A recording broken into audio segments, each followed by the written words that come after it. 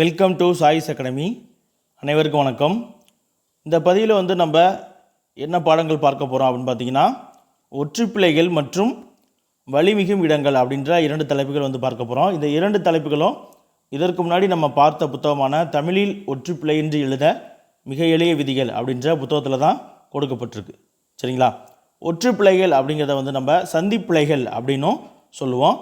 இந்த ஒற்றுப்பிழைகள் அப்படின்னா என்ன அப்படின்னு கேட்டிங்கன்னா, ஒற்றெழுத்துக்கள், அதாவது மெய்யெழுத்துக்கள் வர வேண்டிய இடத்தில் அந்த எழுத்துக்களை இடாமல் எழுதுவதும், அந்த மெய்யெழுத்துக்கள் வரக்கூடாத இடத்தில் அந்த மெய்யெழுத்துக்களை சேர்த்து எழுதுவதும் தான் என்னது ஒற்றுப்பிழை அல்லது சந்திப்பிழை அப்படின்னு சொல்லுவாங்க. நமக்கு சிலபஸ்லையுமே என்னது இருக்குது.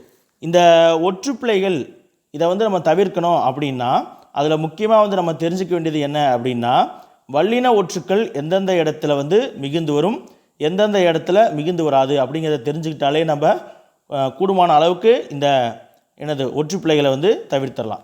சரிங்களா? அதாவது அப்போ வல்லின மிகுதல், அதாவது வலிமிகும் அப்படின்னு சொல்லுவாங்க. வலிமிகுதல், வல்லின மிகுதல் அப்படின்னா என்ன அப்படின்னு சொல்லி கேட்டிங்கன்னா, இலக்கணத்தில் வல்லின மெய்யெழுத்துக்கள் இருக்குது பார்த்தீங்களா, அந்த கசட தவிர இக்கு, இச்சு, இத்து, இப்பு, இட்டு, இரு, இதில் இட்டும் இரும் மொழிக்கு முதலில் வராது. சரிங்களா? அதனால் இது ரெண்டையும் விட்டுருங்க. மீதம் இருக்கக்கூடிய இக்கு, இச்சு, இத்து, இப்பு, இந்த வல்லொற்றுக்கள் மிகுந்து வருவதை என்னது வலிமிகுதல் அப்படின்னு சொல்லுவாங்க. இல்லைன்னா வல்லின மிகுதல் அப்படின்னு சொல்லுவாங்க. இவை மிகுந்து வராத வலிமிகா அப்படின்வாங்க. இல்லைன்னா வல்லினம் மிகாதல் அப்படின்னும் சொல்லுவாங்க. இப்போ நம்ம வலிமிகுதலுக்கான, அதாவது வல்லின மிகுதலுக்கான விதிகள் பார்க்க போகிறோம். புத்தகத்துலையுமே நமக்கு வல்லின மிகுதல் இருக்குது. சிலபஸ்லையுமே முக்கியமான டாப்பிக்காக இருக்குது. நீங்கள் படிக்கும் பொழுது வல்லின மிகுதல், வல்லின மிகாதல் இரண்டையும் ஒரு முறை படிச்சுட்டு இந்த இரண்டில் ஏதாவது ஒன்றை நல்ல தெளிவாக படிச்சுக்கோங்க. தெளிவாக படிச்சிட்டிங்கன்னா இப்போ வல்லின மிகுதல் நீங்கள் நல்லா படிச்சிட்டிங்கன்னா எந்தெந்த இடமெல்லாம் வல்லின மிகும் அப்படின்னு உங்களுக்கு தெரிஞ்சாலே எந்தெந்த இடத்துல வல்லின மிகாது அப்படின்னு உங்களுக்கு தெரிஞ்சிடும். இல்லை எனக்கு வல்லின மிகுதல் கஷ்டமாக இருக்குது அப்படின்னா வல்லின மிகாதல் தெரிஞ்சுக்கோங்க. ஏன் அப்படின்னா வல்லின மிகாதல் நீங்கள் கண்டிப்பாக படிச்சுக்கணும். சில இடங்களில் வல்லின மிகுதலில் பொருந்தி வர்ற மாதிரி இருக்கும். ஆனால் ஏதேனும் ஒரு காரணம் கருதி அந்த இடத்துல வல்லின மிகாமல் வரும். அப்படிங்கும் பொழுது நீங்கள் வல்லின மிகாதல் எது எது அப்படிங்கிறத ரொம்ப தெளிவாக படிச்சிட்டிங்கன்னா உங்களுக்கு இந்த டாப்பிக்கே என்னது ஈஸியாக. எங்கே மிகாது அப்படின்னு தெரிஞ்சுட்டா மிகும் இடம் அப்படிங்கிறது தன்னால் தெரிஞ்சு. சரிங்களா? இப்போ நம்ம விதிகளுக்குள்ளே போயிடலாங்களா? வீடியோ கொஞ்சம் பெருசாக தான் இருக்கும். சரிங்களா? அதை பற்றி கவலைப்படாமல் பாருங்கள், உங்களுக்கு கண்டிப்பாக பயனுள்ளதாக இருக்கும். சரிங்களா? பாருங்கள், வலிமிகுதல் விதிகள். வல்லெழுத்துக்கள் ஆறனுள் ட இந்த இரண்டு எழுத்துக்கள் மட்டும் என்னது மிகுந்து வராது.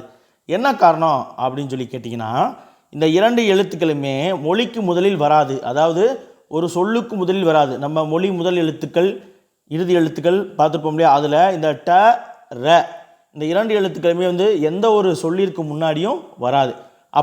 அப்படி ஒருவேளை வந்துச்சுன்னா அந்த எழுத்துக்கள் தமிழ் எழுத்துக்கள் கிடையாது. அதனால் இந்த இரண்டை தவிர மீதம் இருக்கக்கூடிய க ச த ப இந்த நான்கு எழுத்துக்களும், சரிங்களா, இந்த நான்கு எழுத்துக்கள் அப்படிங்கிறது பார்த்தீங்கன்னா இதனுடைய முழு வர்க்கமும், அதாவது க அப்படின்னு சொல்லி எடுத்துக்கிட்டிங்கன்னா கா முதல் கவ் வரைக்கும், ச அப்படின்னு எடுத்துக்கிட்டிங்கன்னா ச முதல் சவ் வரைக்கும், த அப்படின்னு சொல்லி எடுத்துக்கிட்டிங்கன்னா த முதல் தவ் வரைக்கும், ப அப்படின்னு சொல்லி எடுத்துக்கிட்டிங்கன்னா பா முதல் பவ் வரைக்கும், இந்த எந்த எழுத்துக்களாவது சரிங்களா மொழிக்கு முதலில் வந்துருந்துச்சுன்னா அப்பொழுது இதற்கான வல்லினமானது மிகுந்து வரும்.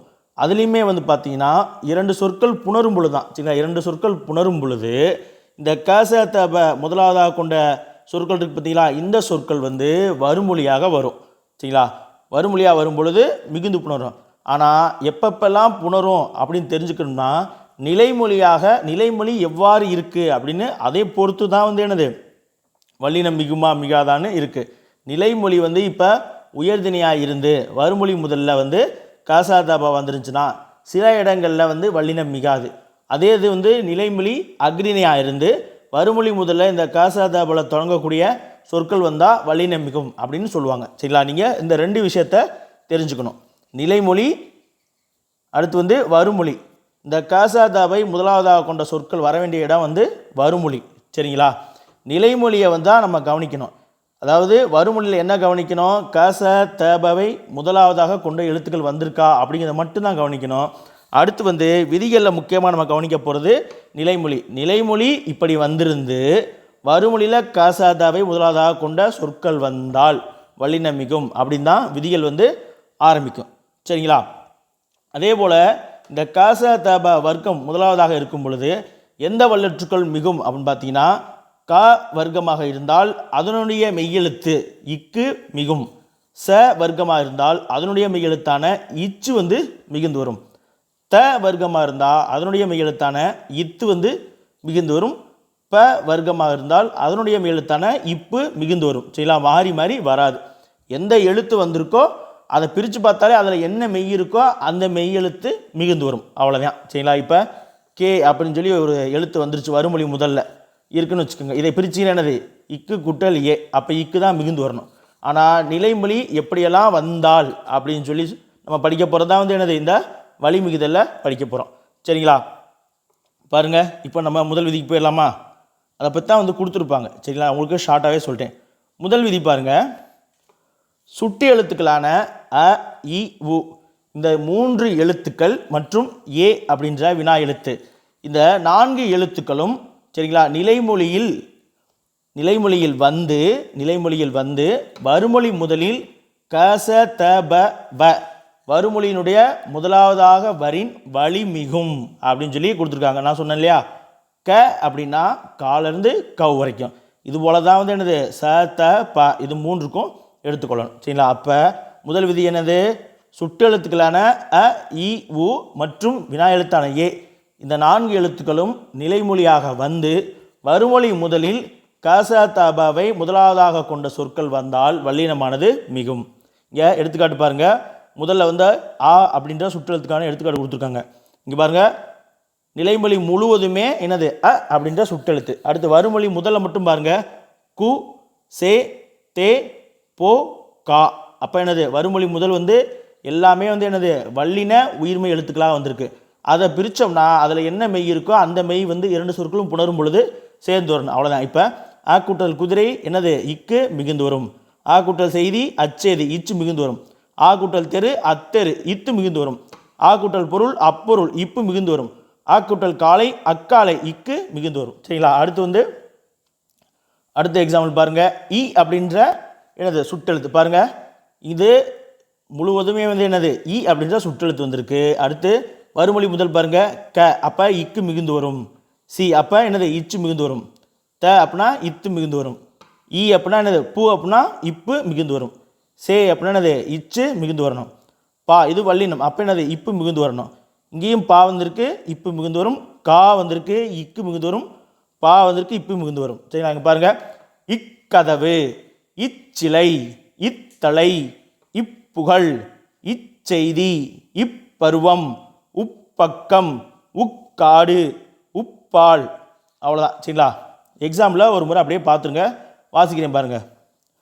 ஊக்கூட்டல் சோலை உச்சோலை, ஏ கூட்டல் கேள்வி எக்கேள்வி, ஏ கூட்டல் கடவுள் எக்கடவுள், ஏ கூட்டல் சொல் எச்சொல், ஏ கூட்டல் தலைவர் எத்தலைவர், ஏ கூட்டல் புலவர் எப்புலவர், ஏ கூட்டல் பக்கம் எப்பக்கம்.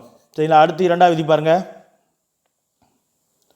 2வது விதியில் பாருங்கள், அந்த இந்த மற்றும் எந்த அப்படின்ற சுட்டு வினா சொற்களின் பின் வழிமிகும்.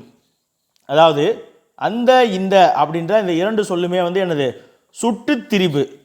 சரிங்களா? அதாவது அ அப்படிங்கிற சுட்டெழுத்து அந்த அப்படின்னு சொல்லியும் ஈ அப்படின்ற சுட்டெழுத்து இந்த அப்படின்னு சொல்லி திரிந்து வந்திருக்கு. அதனால் இதை வந்து சுட்டு திரிபு அப்படின்வாங்க. இப்போ ஆவு ஈவு வந்து என்னது சுட்டு எழுத்துக்கள். ஆனால் அந்த இந்த வந்து என்னது சுட்டு சொற்கள். இங்கே கொடுத்துருக்காங்க பாருங்க, சுட்டு சொற்கள். அதே போல் எந்தங்கிறது வினாச்சொல், அதனால தான் சேர்த்து கொடுத்துருக்காங்க. அந்த இந்த எந்த ஆகிய சுட்டு மற்றும் வினா சொற்களின் பின் வழிமிகும் வல்லினமான மிகுந்து வரும். அப்போ இந்த 3 எழுத்துக்களும் நிலைமொழி முதலாவதாக வந்து வறுமொழியில் முதல் எழுத்தாக வல்லின உரங்கள் வந்துச்சுன்னா அந்த வல்லினத்துக்கான மெய்யெழுத்து அந்த வல்லொற்றானது மிகுந்து வரும். சரிங்களா? இப்போ அந்த என்னது இந்த, இப்போ இது 2 மட்டும் பார்த்துடலாமா? அதுக்கான எவ்வளோ எக்ஸாம்பிள்ஸ் பாருங்கள். எக்ஸாம்பிள்ஸை கொஞ்சம் வேகமாக வாசிக்கிறேன். சரிங்களா? அந்த அடுத்துக்கு பாருங்கள், இங்கே வறுமொழியில் எல்லாமே கா சே பா கை தே தா போ இது எல்லாமே வந்து என்னது வல்லின உயிர்மை எழுத்துக்கள். அப்போ இதற்கான வல்லொற்றானது என்னது மிகுந்து வரணும். என்னது அந்த கூட்டல் காலம் அந்த காலம், அந்த கூட்டல் செய்தி அந்த செய்தி, அந்த கூட்டல் பக்கம் அந்த பக்கம், அந்த கூட்டல் கை அந்த கை, அந்த கூட்டல் தெய்வம் அந்த தெய்வம், இந்த கூட்டல் தரை இந்த தரை, இந்த கூட்டல் பொருள் இந்த பொருள். பாருங்க இன்னுமே எக்ஸாம்பிள் இருக்கு பாருங்க, பார்த்துருவோம் நம்ம, எதையும் விட வேணாம். இந்த கூட்டல் கேள்வி இந்த கேள்வி, இந்த கூட்டல் காலம் இந்த காலம், இந்த கூட்டல் சிறை இந்த சிறை. அடுத்து எந்த என்னது வினா திரிப்பு கொடுத்துருக்காங்க பாருங்க, எல்லாமே வந்து என்னது வல்லின உயிர்மை எழுத்து. அப்போ அதற்கான ஒற்றெழுத்தானது மிகுந்து வரும். எந்த கூட்டல் சொல் எந்த சொல், எந்த கூட்டல் கயவன் எந்த கயவன், எந்த கூட்டல் தலை எந்த தலை, எந்த கூட்டல் பணம் எந்த பணம், எந்த கூட்டல் பக்கம் எந்த பக்கம். அடுத்து மூன்றாவது விதி பாருங்க,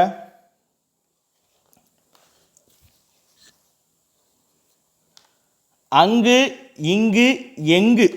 சரிங்களா, அங்கு இங்கு எங்கு இது எல்லாமே வந்து என்னது இதில் இந்த அங்கு இங்கு வந்து என்னது ஒரு இடத்தை சுட்டி காட்டுறோம். சரிங்களா, அப்போ இடப்பொருள். அதே போல் எங்குங்கிறது ஒரு இடத்தை வினாவுறோம். அப்போ இந்த சொற்கள் எல்லாமே வந்து என்னது இடப்பொருளை குறிக்கக்கூடிய சொற்கள். சரிங்களா, அங்கு இங்கு எங்கு அப்படின்ற இடப்பொருளை குறிக்கக்கூடிய சொற்களின் பின் வல்லினமானது மிகும். சரிங்களா, அதாவது வறுமொழியில் முதலெழுத்தாக வல்லின உயிர்மை எழுத்தை கொண்ட சொற்கள் வந்துச்சுன்னா வல்லொற்றானது மிகுந்து வரும். சரிங்களா, பாருங்க இங்கே பாருங்க, அங்கு இங்கு எங்கு. அடுத்து கண்டேன்ல கா, குடியிருந்தால கு, சேர்த்தேன்ல சே, கண்டேன்ல கா, போனான்ல போ, தேடினார்ல தே, எல்லாமே வந்து என்னது வல்லின உயிர்மை எழுத்து. அப்போ அதற்கான வல்லொற்றானது மிகுந்து வரும். அங்கு கண்டேன் அங்கு குடியிருந்தாள், இங்கு சேர்த்தேன் இங்கு கண்டேன், எங்கு போனாள் எங்கு தேடினார். அடுத்து நான்காவது விதி போலாமா, புரிஞ்சிருக்குன்னு நினைக்கிறேன். அடுத்து பாருங்க நாலாவது வரி, ஆங்கு ஈங்கு யாங்கு இது எல்லாமே வந்து என்னது இடப்பொருளை குறிக்கக்கூடிய சொற்கள் தான். சரிங்களா, அங்கு இங்கு எங்கு மட்டுமல்லாது ஆங்கு ஈங்கு யாங்கு இது எல்லாமே வந்து என்னது இடப்பொருளை குறிக்கக்கூடிய சொற்கள். இவற்றின் பின்னாலும் வல்லினம் மிகும். இதில் இன்னொரு விதி இருக்குது, அதை இப்போ சொல்கிறேன், அதை புரிஞ்சுட்டாலே இப்போ நீங்கள் உங்களுக்கு இது ஈஸியாயிடும். அதாவது நான்காம் வேற்றுமை உருவு இருக்கு பார்த்தீங்களா, நம்ம முதல் பதிவில் வேற்றுமை உருவுகள் பார்த்தோம் இல்லையா, நான்காம் வேற்றுமை உருவான கு இது வந்து வெளிப்பட்டு வந்தால் வல்லினமானது மிகும். இங்கே பாருங்கள், ஆங்கு ஈங்கு யாங்கு எல்லாத்துலேயும் இந்த கு வெளிப்பட்டு வருதா, அதே போல் அங்கு இங்கு எங்கு கு வெளிப்பட்டு வருதா. அப்போ நான்காம் வேற்றுமை உருவான கு வெளிப்பட்டு வந்தாலே வல்லினம் மிகும். அதை நீங்கள் ஞாபகம் வச்சுக்கிட்டாலும் உங்களுக்கு ஈஸி தான். அதை ஞாபகம் வச்சுட்டாலே உங்களுக்கு இந்த ஆங்கு இங்கு எங்குலாம் வந்து வருமா வராதா அப்படிங்கிறத நீங்கள் மனப்பாடம் பண்ண வேண்டிய அவசியமே கிடையாது. சரிங்களா, இப்படி தான் எளிமையாக இருக்கும். பட் இதை வந்து விளக்கமாக கொடுக்கணும் அப்படிங்கிறதுக்காக எல்லா விதமான சொற்களையுமே வந்து உங்களுக்கு எடுத்துக்காட்டுகளில் வச்சுருக்காங்க. சரிங்களா, பாருங்கள் எக்ஸாம்பிள் பார்த்துடலாமா. ஆங்கு கூட்டல் தேடினேன் ஆங்கு தேடினேன் எல்லாமே பாருங்கள் நான்காம் வேற்றுமை உருவானது வெளிப்பட்டு வந்திருக்கு ஒன்று. அடுத்து பாருங்கள் எல்லாமே இடப்பெயர் பாருங்கள், ஆங்கு ஈங்கு யாங்கு. அதே போல் வரிமொழி முதல் பாருங்கள், தே கா சா பா சே கா எல்லாமே வந்து என்னது இந்த காச தபால தான் இருக்குது. இதை தவிர வேற வந்திருக்கா, வேற வந்தால் வல்லினம் மிகாது. சரிங்களா, அப்போ வந்திருக்கு. அப்போ எல்லாத்துலேயும் ஆங்கு கூட்டல் கண்டேன் ஆங்கு கண்டேன், ஈங்கு சாப்பிடு ஈங்கு பார்த்தேன், யாங்கு சென்றீர் யாங்கு கண்டீர், இப்படி தான் எழுதணும். சரிங்களா, அடுத்த விதி போலாமா. பாருங்க ஐந்தாவது விதி. சரிங்களா, ஐந்தாவது விதியில் அப்படி இப்படி எப்படி இதை ஞாபகம் வச்சுக்கோங்க. அப்படி இப்படி எப்படி அப்படின்ற சொற்களின் பின் வல்லினம் மிகும். இந்த மூன்றை தவிர வரும்படி செய்யும்படி, அதாவது செய்யும்படி சொன்னார், வரும்படி சென்றார், என்னது வரும்படி சொன்னார், செய்யும்படி சொன்னார் அப்படின்னு வந்துச்சுன்னா அந்த இடத்துல வல்லினமானது மிகக்கூடாது. சரிங்களா, அப்படி இப்படி படின்னு முடிஞ்சுன்னா அப்படி இப்படி எப்படி இது மூன்றில் மட்டும்தான் வந்து இந்த வல்லினமானது மிகணும். மற்றபடி வரும்படி கேட்டபடி தந்தபடி விரும்பியபடி வந்துச்சுன்னா என்னது வல்லினமானது மிகக்கூடாது. சரிங்களா, ரைட். அது நம்ம வல்லின மிகாதில் வரும். இருந்தாலும் இதோடு நீங்கள் சேர்த்து பார்த்தீங்கன்னா ஒரு சில விஷயங்கள் வந்து உங்களுக்கு கிளாரிஃபிகேஷன் ஆயிரும். அதற்காக தான் வந்து சொல்கிறேன். கம்பேர் பண்ணிக்கணும் சில விஷயங்கள். ஏன்னா எந்த இடத்துல வரும், சில இடங்களில் வராது. அது ஏன் வராதுன்னு தெரிஞ்சுக்கிட்டிங்கன்னா உங்களுக்கு ரொம்ப எளிமையாக இருக்கும். சரிங்களா? இப்போ பாருங்கள், எக்ஸாம்பிள் மட்டும் பார்த்துட்டு போயிடலாம். ஏன்னா அதிகமான எக்ஸாம்பிள் இருக்குது. அதை வாசிக்கிட்டே இருந்தோம்னு வச்சுக்கோங்க, ஏதோ பாட்டு பாடுற மாதிரியே போகும், டைமும் போயிடும்.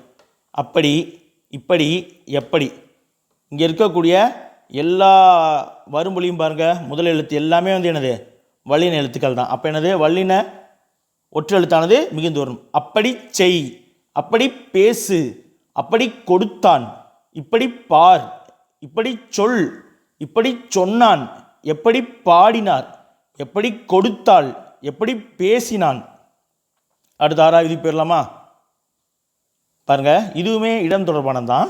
சரிங்களா? ஆண்டு அப்படின்னா அது இடம். ஈண்டு, யாண்டு எல்லாமே இடம் தான். சரிங்களா?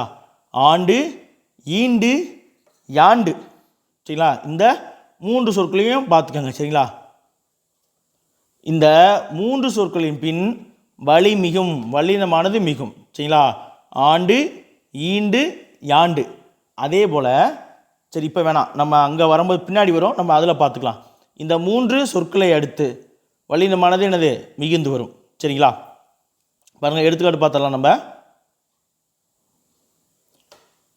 ஆண்டு கூட்டல் கான், ஆண்டு கான், ஆண்டு கூட்டல் சென்றேன், ஆண்டு சென்றேன், ஈண்டு கூட்டல் கேள், ஈண்டு கேள், ஈண்டு கூட்டல் கொடுத்தேன், ஈண்டு கொடுத்தேன், யாண்டு கூட்டல் போனாய், யாண்டு போனாய், யாண்டு கூட்டல் கொடுப்பார், யாண்டு கொடுப்பார். சரிங்களா? எல்லாமே வந்து முதல் எழுத்து வல்லின உயிர்மை எழுத்து. அப்போ அதற்கான வல்லொற்றானது என்னது மிகுந்து வரும். சரிங்களா?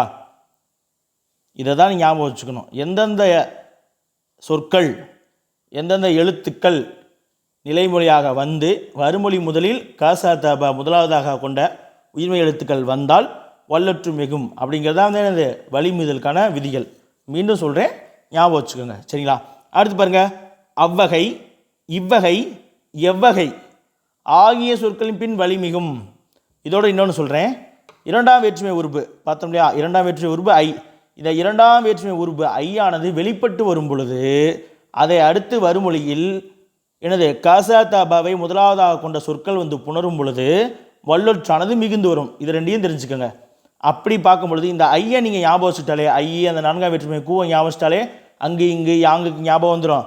இந்த ஐயை நீங்கள் ஞாபகம் வச்சுட்டாலே இந்த அவ்வகை, இவ்வகை, எவ்வகை ஞாபகம் வந்துடும். இது வந்தாலே போடணும். இப்போ பாருங்கள், அவ்வகை கூட்டல் செடி, அவ்வகை செடி, அவ்வகை கூட்டல் துணிகள், அவ்வகை துணிகள், இவ்வகை கூட்டல் பூக்கள், இவ்வகை பூக்கள், இவ்வகை கூட்டல் காவல், இவ்வகை காவல். அவ்வளோதான். சரிங்களா? பாருங்கள், வேறு எக்ஸாம்பிள் கொடுத்துருக்காங்க பாருங்கள். அடுத்து எவ்வகைக்கு எவ்வகை கூட்டல் கொடி, எவ்வகை கொடி, எவ்வகை கூட்டல் பிடிப்பு, எவ்வகை பிடிப்பு. அடுத்து 8வது விதி பாருங்கள், அதே ஐ தான். இப்போ பாருங்கள், ஐ வந்து வெளிப்பட்டு வந்துருக்கு பாருங்கள். என்னது இங்கே எவ்வகை அவ்வகையில் கை, இதை பிரித்தோம்னா இக்கு கூட்டல் ஐ வந்து வெளிப்பட்டு வந்திருக்கு. இங்கே பாருங்கள், அத்துணை, இத்துணை, எத்துணை, எத்தனை கிடையாது எத்துணை. சரிங்களா? அத்துணை, இத்துணை, எத்துணை ஆகிய சொற்களின் பின் வல்லினமானது மிகுந்து வரும். இதுவுமே வந்து என்னது அந்த 2ஆம் வேற்றுமை உருவான ஐ வந்து வெளிப்பட்டு வந்திருக்கு. இங்கே பாருங்கள், இன்னு குட்டல் ஐ. சரிங்களா? நையை பிரிச்சிங்கன்னா என்னது இன் குட்டல் ஐ. அப்போ ஐ வந்து என்னது எல்லாத்துலேயும் வெளிப்பட்டு வந்திருக்கு. சரிங்களா? அப்போ அதை அடுத்து என்னது வல்லினத்தை முதலாவதாக கொண்ட வருமொழிகள் வந்தால் அதற்கான வல்லின ஒற்றெழுத்தானது மிகுந்து வரும். பாருங்கள், அத்துணை கூட்டல் பெரிய, அத்துணை கூட்டல் பெரிய, அத்துணை பெரிய, அத்துணை கூட்டல் பாடல், அத்துணை பாடல், இத்தனை கூட்டல் சிறிய, இத்துணை சிறிய, இத்தனை கூட்டல் காளைகள், இத்துணை காளைகள். அடுத்து எத்துணை, எத்தனை கூட்டல் படங்கள், எத்துணை படங்கள், எத்தனை கூட்டல் காட்சிகள், எத்துணை காட்சிகள். அடுத்து போகலாமா? அடுத்து பாருங்கள், 9வது விதி பாருங்களே. இனி நமக்கு ஸ்கூல் புக்கில் இருக்குது. இனி, கனி அப்படின்ற சொற்களை அடுத்து என்னது வல்லொற்றானது மிகும் அப்படின்னு சொல்லி நம்ம படிச்சுக்கோம். இங்கே பாருங்கள், ஒவ்வொரு சொல்லாக கொடுத்து இந்த புத்தகத்தினுடைய ஸ்பெஷாலிட்டி என்ன அப்படின்னு பார்த்தீங்கன்னா, அதில் வந்துட்டு என்ன சொல்லியிருப்பாங்கன்னா ஆகார இறுதி சொல், ஈகார இறுதி சொல், அடுத்து குறிலை அடுத்து ஓ வந்தால், இப்போ நிலா சோறு ஒரு குறிலை அடுத்து ஓகார ஓசை வந்தால் அப்படின்னு சொல்லி கொடுத்துருப்பாங்க. இரண்டாம் வேற்றுமை விரியில், நான்காம் வேற்றுமை விரியில் அப்படின்னு சொல்லி கொடுத்துட்டு சும்மா பேருக்கு ஒரு ரெண்டு எக்ஸாம்பிள் கொடுத்துருப்பாங்க. ஆனால் இங்கே அந்த விதிகளோடு மட்டுமல்லாமல் அந்தந்த சொற்களையுமே அதிகமாக கொடுத்து அதற்கான எடுத்துக்காட்டுகளையும் அதிகமாக கொடுத்து நம்மளை நிறைய பயிற்சி பண்ண வைக்கிறாங்க. இந்த பயிற்சினாலேயே வந்து என்னது, நம்ம இந்த சந்திப்பிள்ளைக அப்படின்ற டாபிக் வந்து ரொம்ப தரவாக படிச்சிடலாம். சரிங்களா? இந்த வீடியோவை நீங்கள் நல்லா பாருங்கள். அதே போல் இந்த பிடிஎஃப்பும் நம்ம தருவோம்.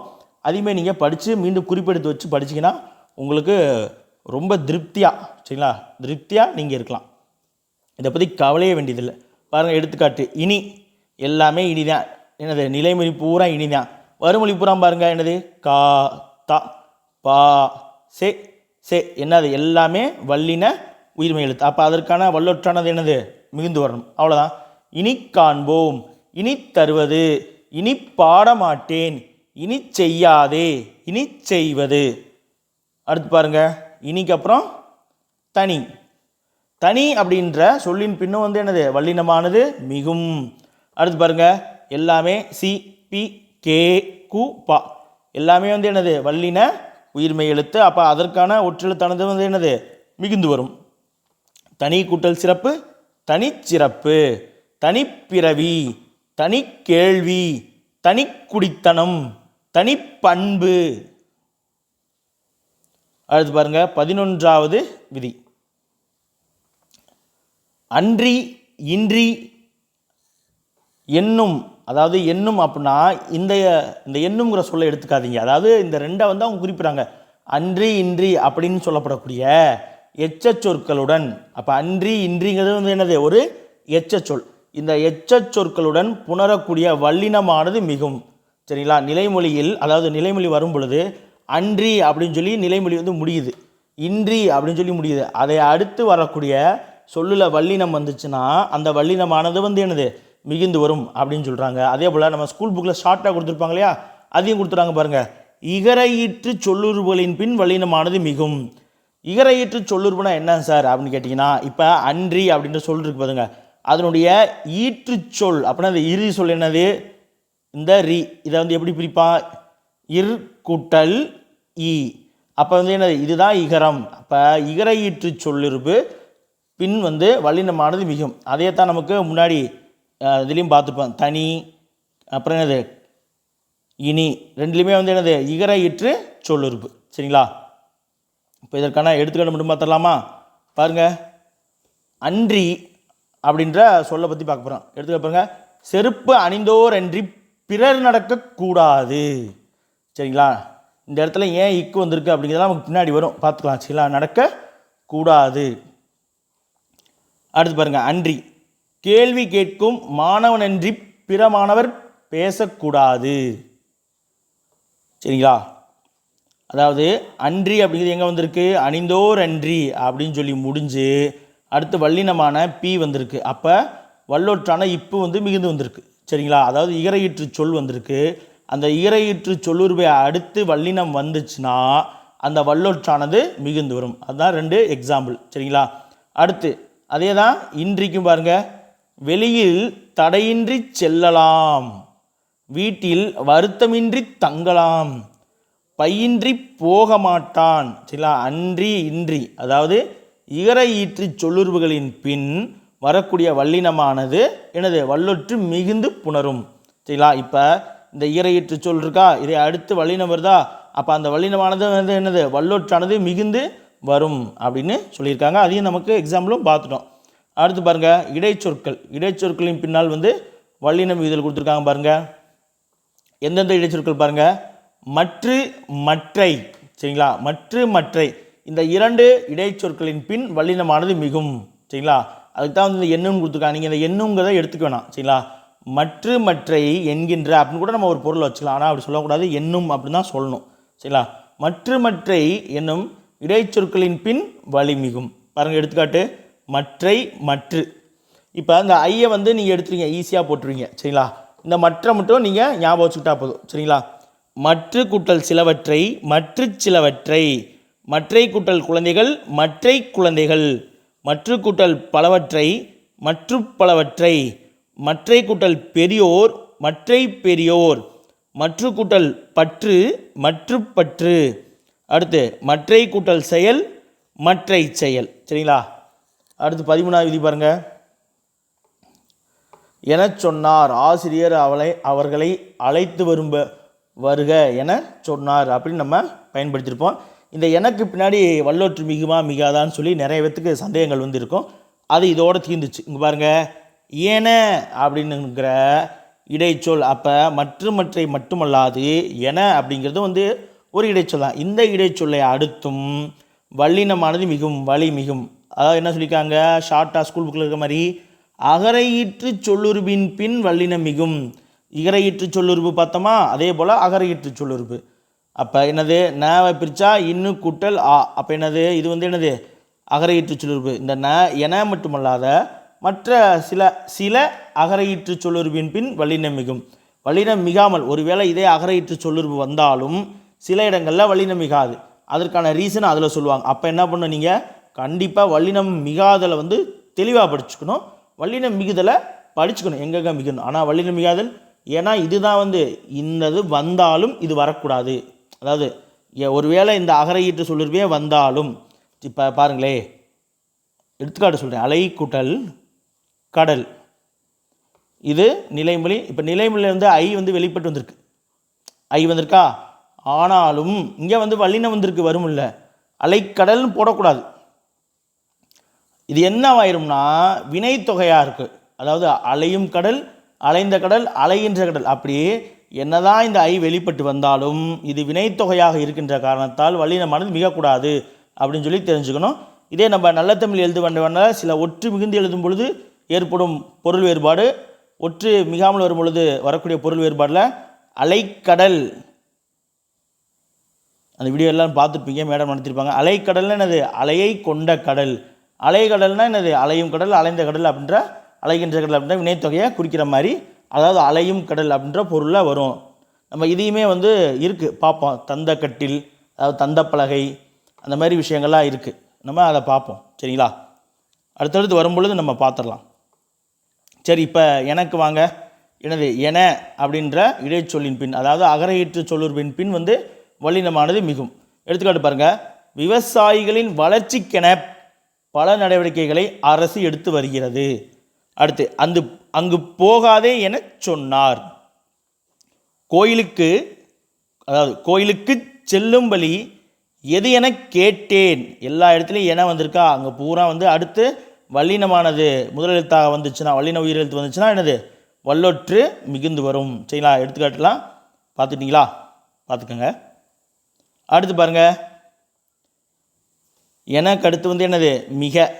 இந்த மிக அப்படின்ற சொல்லின் பின்னாலே வந்து வல்லினம் மிகும். நீங்கள் பார்த்தீங்கன்னா அந்த அகரை ஈற்று சொல்லுறுப்பு அப்படின்னு பார்த்தீங்கன்னாலே இந்த இக்கு கூட்டலா அந்த இதுலேயும் வந்து பொருந்திடும். எது உங்களுக்கு புரியுது? அதாவது நீங்கள் கான்செப்ட்னு எடுத்துக்கிட்டிங்கன்னா அகரை ஈற்று சொல்லுறுப்பின் பின் வல்லினமானது மிகும் அப்படின்னு சொல்லி தெரிஞ்சுக்கோங்க. இன்னொன்று வந்து என்னென்னா, எந்தெந்த சொற்கள் அப்படி வருது, அந்த அகரை ஈற்று சொல்ல என என்ற சொல் வருது, மிக என்ற சொல் வருது அப்படிங்கிறத தெரிஞ்சுக்கோங்க. அதுக்காக தான் வந்து இந்த எக்ஸாம்ஸ்லாம் நமக்கு அதிகமாக இருக்குது. பாருங்கள், மிக கூட்டல் பெரிய மகான், மிகப்பெரிய மகான், மிக கூட்டல் சிறிய பையன், மிகச்சிறிய பையன். அடுத்து பாருங்கள்,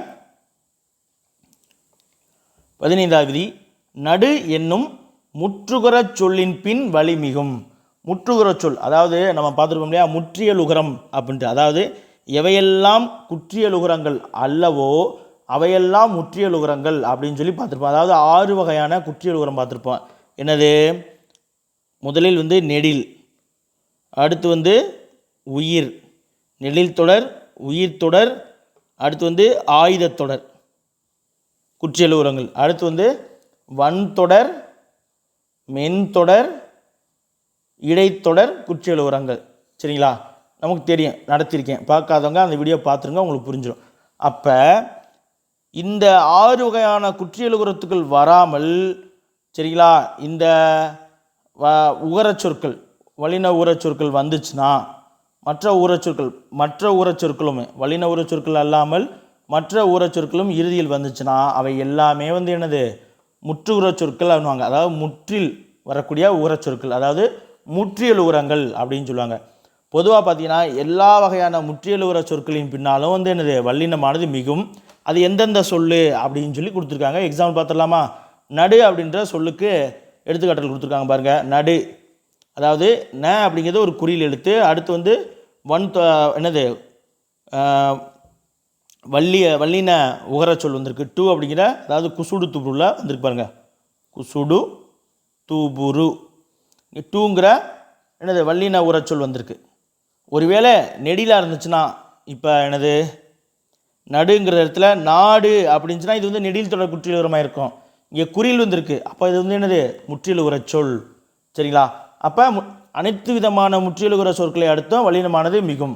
எப்போ வறுமொழி முதலில் வல்லின உயிர்மை எழுத்தை முதலாவதாக கொண்ட சொற்கள் வந்து புணரும் பொழுது வல்லொற்று மிகும். அவ்வளோதான்.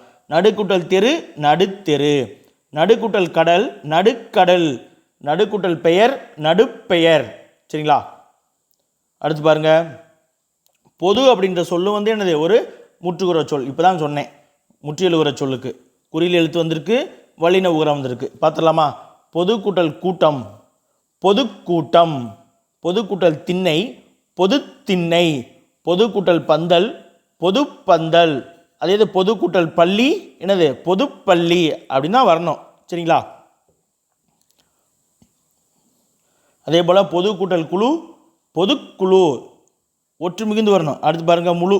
இதுவுமே வந்து என்னது ஒரு முற்றியலுகிற சொல் தான். பார்த்தீங்களா? பாருங்கள், முழு கூட்டல் பக்கம், முழு பக்கம்.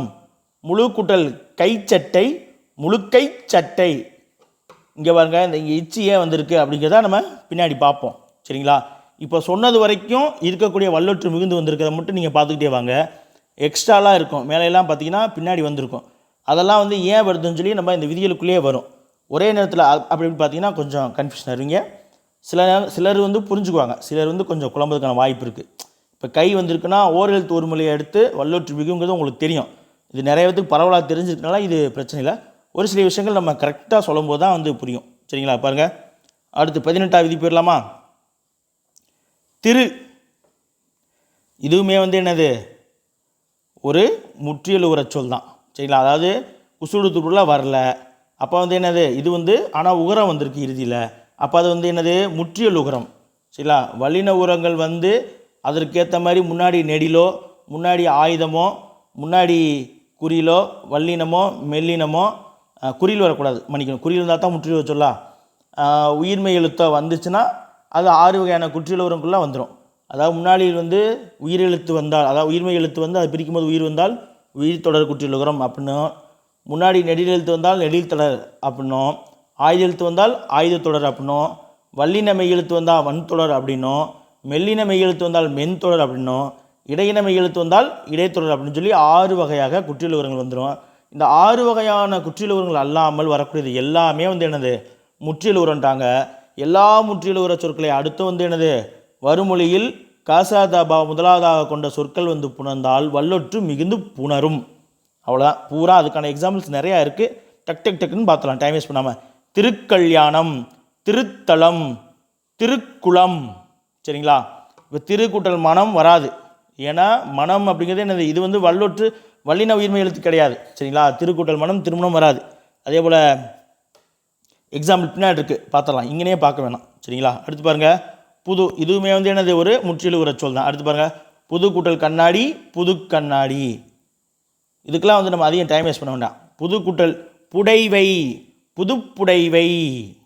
அதாவது புடவை அப்படின்னு சொல்லக்கூடாது, இது வந்து பேச்சு வழக்கு. புடைவை அப்படிங்கிறது தான் வந்து என்னது எழுத்து வழக்கு, இதையும் தெரிஞ்சுக்கோங்க. சரிங்களா? அடுத்து பாருங்கள், புது கூட்டல் துணி, புது துணி. அடுத்து பாருங்கள், உயிரெழுத்தில் முடியக்கூடிய அரை பாதி அப்படின்ற சொற்களின் பின் வல்லினமானது மிகும். அதாவது 2ஆம் வேற்றுமை உறுப்பு அந்த விதையை ஞாபகம் உங்களுக்கு இது ஞாபகம் வந்துடும். இகர ஈற்று சொல்லு அப்படின்னு சொல்லி ஞாபகம் உங்களுக்கு இந்த பாதி ஞாபகத்துக்கு வந்துடும். அதாவது அரை பாதி அப்படின்ற சொற்களின் பின் வல்லினமானது மிகுந்து வரும். எப்போ வருமொழியில் காசாதாபாவை முதலாவதாக கொண்ட சொற்கள் வந்து புணரும் பொழுது. அரை கூட்டல் பங்கு, அரை பங்கு. அரை கூட்டல் புள்ளி, அரை புள்ளி. அரை கூட்டல் பக்கம், அரை பக்கம். அரை கூட்டல் சம்பளம், அரை சம்பளம். அரை கூட்டல் கிணறு, அரை கிணறு. அடுத்து பாதிக்கான எக்ஸாம்பிள் பார்த்துடலாமா? பாதி கூட்டல் கிணறு பாதி கிணறு, பாதி கூட்டல் காடு பாதி காடு, பாதி கூட்டல் தோட்டம் பாதி தோட்டம், பாதி கூட்டல் போர்வை பாதி போர்வை, பாதி கூட்டல் செல்வம் பாதி செல்வம். சரிங்களா? அடுத்து இந்த எண்ணு பெயர்களில் வந்து நமக்கு தெரியும், ஸ்கூல் புக்கில் அப்படியே கொடுத்துருக்காங்க. நிறைய பேர் இது ஞாபகம் வச்சுருப்பீங்க, மறக்கவே மறக்காது. 8 10. ஏன்னா ஸ்கூல் புக்கில் வந்து நமக்கு இந்த 8 10 இவற்றில் மட்டும் வல்லினம் மற்றவற்றிலும் வல்லினம் மிகாதுன்னு கொடுத்துருப்பாங்க. ஆனால் இதில் வந்து நம்ம எக்ஸ்ட்ரா என்ன தெரிஞ்சுக்கிட்டோம்? அரை பாதி அப்படிங்கிற சொற்களின் பின்னாலும் வந்து என்னது வல்லினம் அப்படிங்கிறத எக்ஸ்ட்ரா தெரிஞ்சுக்கிட்டோம். சரிங்களா? பாருங்கள், 8 10 ஆகிய இரண்டின் பின் மட்டும்தான் வந்து என்னது வல்லினமானது மிகும் எண்ணு பெயர்களில். 1 முதல் 10 வரைக்கும் இருக்கிறதுல இந்த 2ஐ தவிர மற்றவற்றின் பின்னால் வல்லினமானது மிகாது. பாருங்கள், 8 கூட்டல் தொகை 8 தொகை, 8 கூட்டல் கேள்விகள் 8 கேள்விகள், 10 கூட்டல் பாட்டு 10 பாட்டு, 10 கூட்டல் செடிகள் 10 செடிகள். இதுக்கெலாம் வந்து நம்ம அதிகமாக டைம் வேஸ்ட் பண்ணாமல் போயிடுறோம், ஏன்னா நிறைய எக்ஸாம்பிள்ஸ் இருக்குது. பாருங்கள், அணு என்னும் சொல்லின் பின் வலிமிகும். அணு அதாவது என்னது? இது வந்து ஒரு முற்றியலுற சொல்லாக நம்ம வச்சுக்கலாம். ஏன்னா 6 வகையான குற்றியலுறத்திலே வரல இல்லை. அப்போ அந்த அடிப்பில் பார்த்தாலும் வந்து என்னது வலியுற்று மிகும் அப்படின்னு சொல்லி நினைவு வச்சுக்க. அணு கூட்டல் பார்வை அணு பார்வை, அணு கூட்டல் கோட்டம் அணு கோட்டம். அடுத்து பாருங்கள், 23வது விதி வந்துட்டோம். பாருங்கள், முன்னர் பின்னர் அப்படின்னு சொல்லப்படக்கூடிய 2 சொற்களின் பின் எனும் அப்படின்னானது இது இதில் வராது. இந்த 2 எழுத்தை சேர்த்து எனும் அப்படின்னு சொல்லியிருக்காங்க. இதிலேயே பார்த்தீங்கன்னா நீங்கள் வாக்கியத்தில் எந்தெந்த இடத்துல எண்ணும் வருது, எந்தெந்த இடத்துல எனும் வருது அப்படிங்கிறத நீங்கள் தெரிஞ்சுக்கலாம். சரிங்களா? அந்த இணைப்பு சொல் படிக்கணும் இல்லையா, அதுக்கு எந்த விதமான இலக்கணமும் இணைப்பு சொல் கிடையாது. இது போன்ற சொற்களை வந்து நம்ம வாசிக்கும் பொழுது, தொடர்களை வாசிக்கும் பொழுது நம்ம எடுக்கணும், எந்த இடத்துல எண்ணும் வந்திருக்கு, எந்த இடத்துல எனும் வந்திருக்கு அப்படின்னு சொல்லி. சரிங்களா? பாருங்கள், விதியை பார்த்துடலாமா? முன்னர் பின்னர் அப்படின்ற சொற்களின் பின் வல்லினமானது மிகும். சரிங்களா? ஒன்று முன்னர் வந்திருக்கணும் நிலைமொழியில், இல்லைன்னா பின்னர் வந்திருக்கணும். அதை அடுத்து வறுமொழி முதல்ல காசாத்தாபாவை கொண்ட சொற்கள் வரணும். வந்துச்சுன்னா வச்சுக்கோங்க வல்லினம் மிகணும். சரிங்களா? எக்ஸாம்பிள் மட்டும் பாருங்கள். இங்கே பாருங்கள்,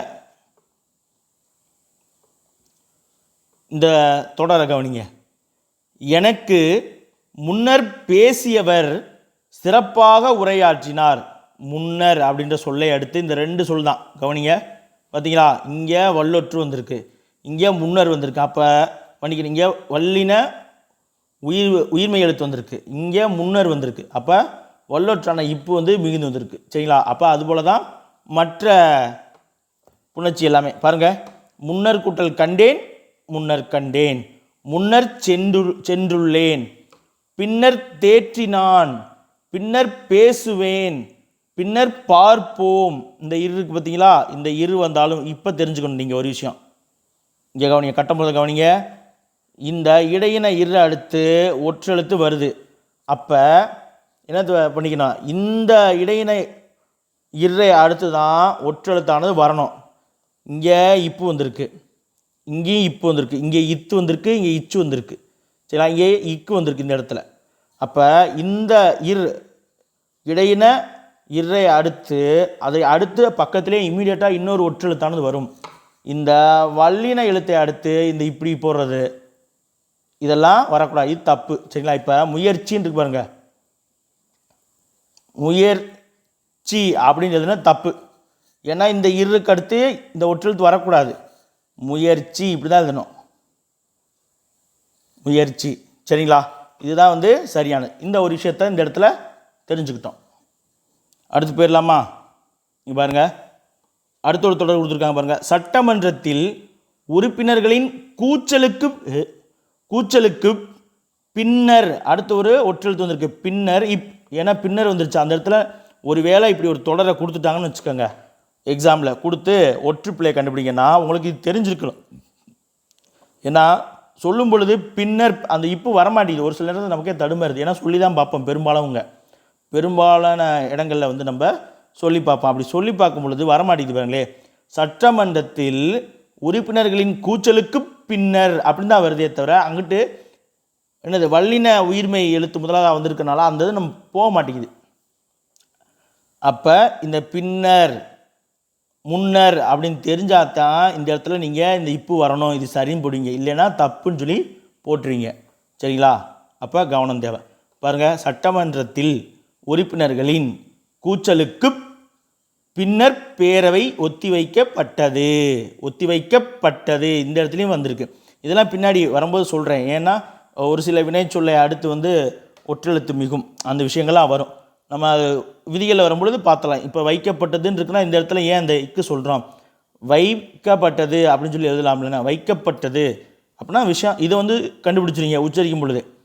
அதே போல் இதுவும் கூட கண்டுபிடிச்சிருங்க. ஏன்னா 4ஆம் வேற்றுமை தெரியும், உச்சரிக்கும் தெரியும். ஆனால் இந்த இடத்துல மாட்டிக்குவீங்க. ஒருவேளை இந்த தொடர் வந்துச்சுனால் இந்த இடத்துல மாட்டிக்குவீங்க. உங்களுக்கு தெரிஞ்சிருக்கணும், முன்னர் பின்னர் இவற்றை அடுத்து வல்லினத்தை முதலாவதாக கொண்ட சொற்கள் வந்துச்சுன்னா வல்லொற்று மிகணும்னு தெரிஞ்சிருக்கணும். சரிங்களா? அப்போ இந்த இது புத்தகத்தில் இல்லை, நான் பார்த்துட்டேன். அப்போ இதை பார்க்குறவங்களுக்கு இது ஒரு எக்ஸ்ட்ரா பாயிண்ட் தெரிஞ்சுக்கோங்க. அதே போல் அரைப்பாதியும் ஒரு எக்ஸ்ட்ரா பாயிண்ட். பார்த்தீங்களா? அடுத்து 24 பாருங்கள், ஓரெழுத்து ஒரு மொழிக்கு பின் வழி மிகும். சரிங்களா? என்னது நமக்கு 42 ஓரெழுத்து ஒரு மொழி நன்னூலார் சொல்லியிருக்காரு. அந்த 42 ஓரெழுத்து ஒரு மொழிக்கு பின்னாடியும் வல்லொற்றானது மிகுந்து வரும். அதாவது என்ன சொல்கிறாங்கன்னா, அனைத்து ஓரெழுத்து சொற்களின் பின்னும் வழியானது மிகும். அதாவது தனி நெடிலுடன் புணரும் வல்லினம் உட்பட, தனி நெடிலுடன் புணரக்கூடிய வல்லினம் உட்பட, அதாவது ஒரு தனி நெடில் ஓரெழுத்தாக வந்தாலும் அதோடு புணரக்கூடிய வல்லினம் உட்பட அனைத்து விதமான ஓரெழுத்து சொற்களின் பின்னாலும் வல்லெழுத்தானது வல்லொற்றானது மிகும் அப்படின்ட்டாங்க. எடுத்துக்காட்டு மட்டும் டக்கு டக்கு டக்கு டக்குன்னு பார்த்துட்டு போயிடலாம். பாருங்கள், எவ்வளோ எடுத்துக்காட்டு பாருங்கள். ஈ பூ தீ, தீயே இத்தனை கொடுத்துருக்காங்க. அடுத்து கை பூ தை, இது எல்லாமே என்னது ஓரெழுத்து ஒருமை, ஒவ்வொன்றுக்கும் ஒரு பொருள். ஈனா ஈதல், அப்புறம் ஒரு வகை பூச்சி, பூனா மலர், தீனா நெருப்பு, கைனா ஒழுக்கம், அப்புறம் ஒரு உறுப்பு, பூனா இன்னொன்று மலர், தைனா தைத்தல் மாதம், எல்லாமே ஓரெழுத்து ஒரு மொழி தான். அப்படியே வறுமொழி முதலெழுத்துலாம் பாருங்கள், கா பா கு சே தே பா பி கு பா போ.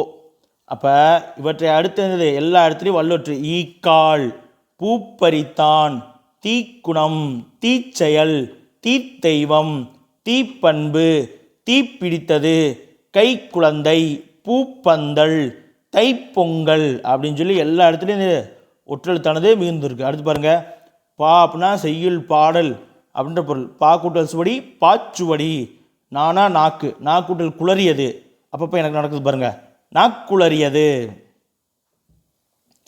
அடுத்து பாருங்கள் 25வது விதி பாருங்கள், ஈறுகட்ட எதிர்மறை பெயரச்சத்தின் பின் வழி மிகும்.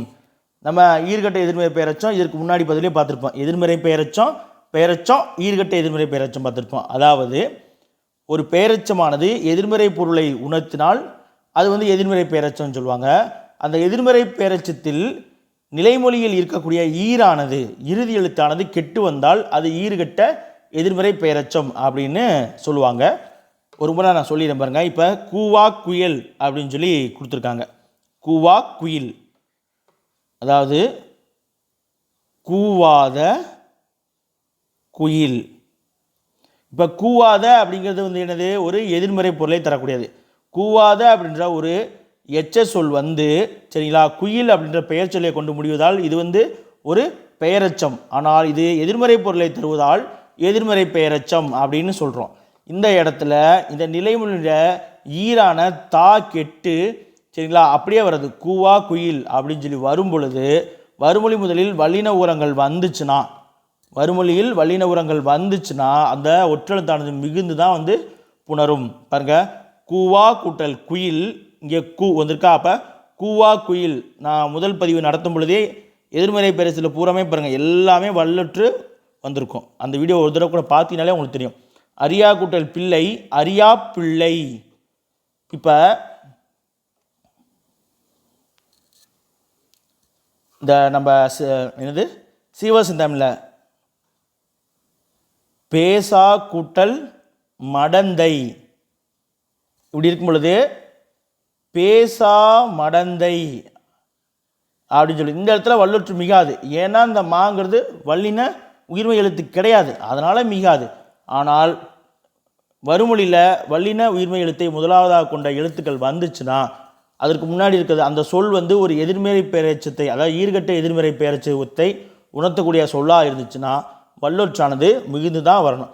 பாருங்க, வேண்டா கூட்டல் தவம் வேண்டா தவம், காணா கூட்டல் காட்சி காணா காட்சி, செல்லா கூட்டல் சொல் செல்லா சொல், இது செல்லா கூட்டல் காசு செல்லா காசு, நிலையா கூட்டல் பொருள் நிலையா பொருள். அடுத்த எக்ஸாம்பிள் பாருங்க, தீரா கூட்டல் துன்பம் தீரா துன்பம், வாரா கூட்டல் செல்வம் வாரா செல்வம். நம்ம எக்கனாமிக்ஸ் படிப்போம் இல்லையா, வாரா கூட்டல் கடன் வாரா கூட்டல் கடன் என்னது வாரா கடன், அப்படி தான் படிக்கணும். சரிங்களா. அடுத்து 26வது விதி பார்த்துடலாமா. பாருங்க, 26வது விதி ஏன்னா பெருசாக இருக்குன்னு பார்த்தீங்களா. அதாவது இந்த விதியினுடைய ஷார்ட்டாக என்னென்னா, இதில் என்ன சொல்லியிருக்காங்க, 26ல் என்ன சொல்லியிருக்காங்கன்னா, வன் தொடர், சரிங்களா, குற்றியலுகிற மொத்தம் இல்லையா, அதில் வன் தொடர் குற்றியலுகிற சொற்களை அடுத்து என்னது வல்லினம் மிகும். அதாவது இங்கே பாருங்கள், வன் தொடர் குற்றியலுகிற சொற்களை அடுத்து வல்லொற்று மிகும்.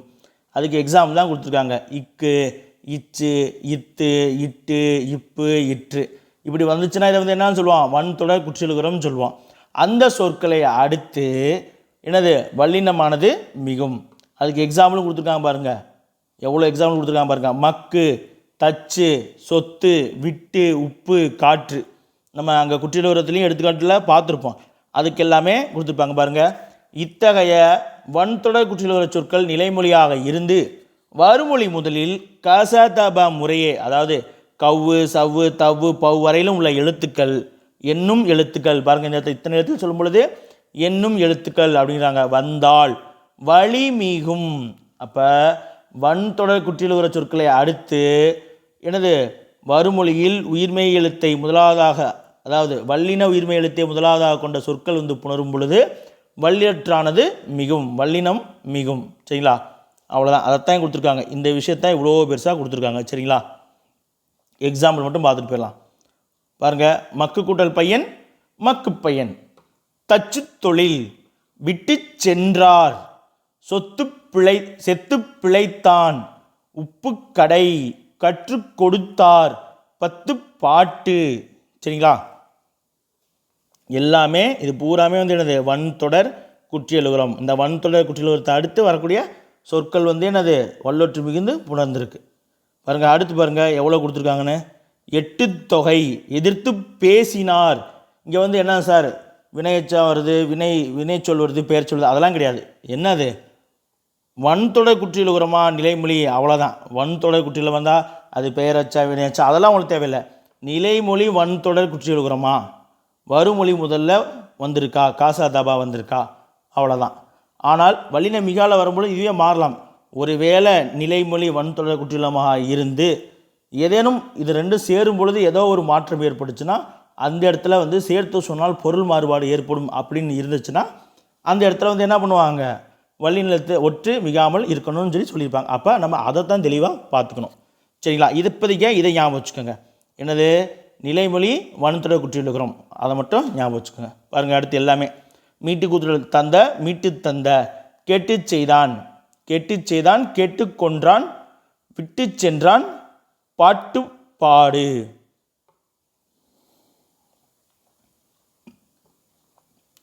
அடுத்து பாருங்க, அகரை ஈற்று வினையச்சத்துடன் புணரக்கூடிய வல்லினமிகும். அதாவது அகரத்தை ஈராக கொண்ட வினையச்சத்துடன், சரிங்களா, அகரத்தை ஈராக கொண்ட வினையச்சத்துடன் வல்லினமானது என்னது புணரும், அதனுடன் புணரக்கூடிய சேரக்கூடிய வல்லினம் வந்து என்னது புணரும். அப்போ என்னது நிலைமொழி இறுதியில் அகரை ஈற்று வந்திருக்கணும், அந்த சொல் வினையச்சமாக இருக்கணும். சரிங்களா, அப்படின்னா என்னது வருமொழியுமே வந்து என்னது ஒரு வினைமுற்றா வரும், ஒரு வினை சொல்லாக வரும். சரிங்களா, இங்கே பாருங்கள், பெய கூட்டல் கண்டும். இப்போ பெய அப்படிங்கிறது ஒரு எச்சச்சொல், ஒரு எச்சச்சொல், ஆனால் அகரை ஈற்றில் முடிஞ்சிருக்கக்கூடிய எச்சச்சொல். அடுத்து வருமொழியில், சரிங்களா, வருமொழி இருக்கக்கூடியது இது வந்து வினையச்சம். இது ரெண்டையும் சேர்த்து சொன்னால் இந்த பெயக்கண்டும் அப்படிங்கிறது வந்து என்னது ஒரு வினையச்சம். சரிங்களா, பெயக்கண்டுங்கிறது சேர்த்து சொல்லும் பொழுது அது வினையச்சம். அப்போ இங்கே கண்டுங்கிற வினைச்சொல் வந்திருக்கு, ஆனால் முதலாக வந்து என்னது வல்லின உயிர்மை எழுத்து வந்திருக்கு. அப்போ வந்து என்னது வல்லொற்றானது மிகுந்து வரணும். பாருங்கள், வர கூட்டல் செய்து, செய்துன்னு என்னது அந்த வேலை முடிஞ்சு, அப்போ அது வினைமுற்று இல்லையா. ஒரு எச்சச்சொல் வந்து அடுத்து ஒரு வினைமுற்று இருந்துச்சுன்னா அது வந்து வினையச்சம். அப்போ அகரையிற்று வினையச்சம், ஏன்னா பிரிக்கும் பொழுது இங்கே ஆ வருது, எல்லா இடத்துலையும் ஆ வருது பிரிக்கும் பொழுது. இதை பிரித்தோம்னா இங்கே அழிச்சிட்டு எழுதுறேன் பாருங்கள். இங்கே ஆ வருதா, பிரிச்சிங்கன்னா ஈ கூட்டல் ஆ, அடுத்து இங்கேயும் ஆ வருதா ஆ, எல்லா இடத்துலையும் வரும் சரிங்களா. இங்கே எல்லாமே என்னது முதல் எழுத்து பூராமே காசா தாபா வந்திருக்கு.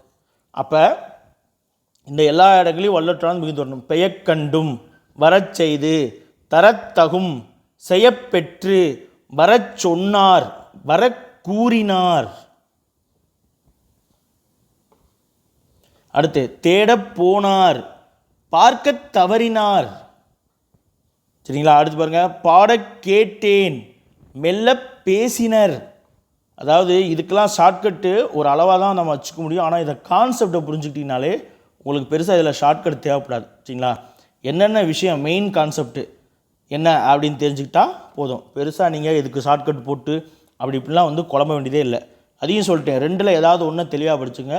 முக்கியமாக வல்லினம் மிக கூடாத இடத்த தெளிவாக படிச்சுக்கிட்டாலே உங்களுக்கு ஈஸியாக இருக்கும். அடுத்து 28 பாருங்கள், இகரையீற்று வினையச்சத்தின் பின் வல்லினம் மிகும். அப்போ பொதுவாகவே என்னது வினையச்சத்தின் பின் வல்லினம் மிகுமா அப்படின்னு கேட்டால் தெரிஞ்சுக்கணும். வினையச்சத்தின் பின் வல்லினம் மிகும். அந்த வினையச்சமானது ஒன்று அகரையீராக இருக்கணும், இல்லைன்னா இகரையீராக இருக்கணும் சரிங்களா. முடிஞ்சு பாருங்க, அவ்வளோதான். ஓடி கூட்டல் போனான், ஓடி போனான். குறி கூட்டல் சென்றான், குறி சென்றான். வாடி கூட்டல் போயிற்று, வாடி போயிற்று. முன்னாடி அகரையீறு பார்த்தோம், இப்போ இகரையீறு. அகரையீற்று இகரையீற்று வினையச்சத்தின் பின் வல்லினமானது மிகும் சரிங்களா. எக்ஸாம்பிள் பார்த்துட்டோம் பாருங்க. பேசி கூட்டல் பார்த்தான், பேசி பார்த்தான். போற்றி கூட்டல் பாடுவார், போற்றி பாடுவார். அடுத்து பாருங்கள், நம்ம ஸ்கூல் புக்கில் இருக்கிறது 29 பாருங்க. ஆய் போய் அப்படின்ற எச்ச சொற்களுடன் புணரக்கூடிய வல்லினமானது மிகும் சரிங்களா. அதாவது இப்போ பாருங்க, இந்த ஈ இருக்கு பார்த்தீங்களா, சில இடங்களில் அந்த இரு சொன்னோம் இல்லையா இந்தது, அதே போல் இந்த ஈ இதை அடுத்து வந்து என்னது மற்றொரு ஒற்று எழுத்தானது வரும் சரிங்களா. அப்படி பார்த்தீங்கன்னா எக்ஸாம்பிள் பாருங்கள், ஆய் போய். உங்களுக்கு இந்த ஈ ஈ இர் இல் இவற்றை அடுத்து ஒற்றெழுத்து எந்தெந்த இடத்துல வரும், எப்படி வரும் அப்படின்னு சொல்கிறேன். இப்போ ஒரு சிலது பார்த்துருக்கோம், இந்த இருக்கு வந்ததை பார்த்துட்டோம். இப்போ ஈக்கு பார்க்குறோம் பாருங்கள். அடுத்து இல்க்கு பார்ப்போம். போய், ஆய் போய் அப்படின்ற 2 எச்ச சொற்களை அடுத்து வல்லினமானது மிகும். போய் கூட்டல் சொன்னார், போய் சொன்னார்.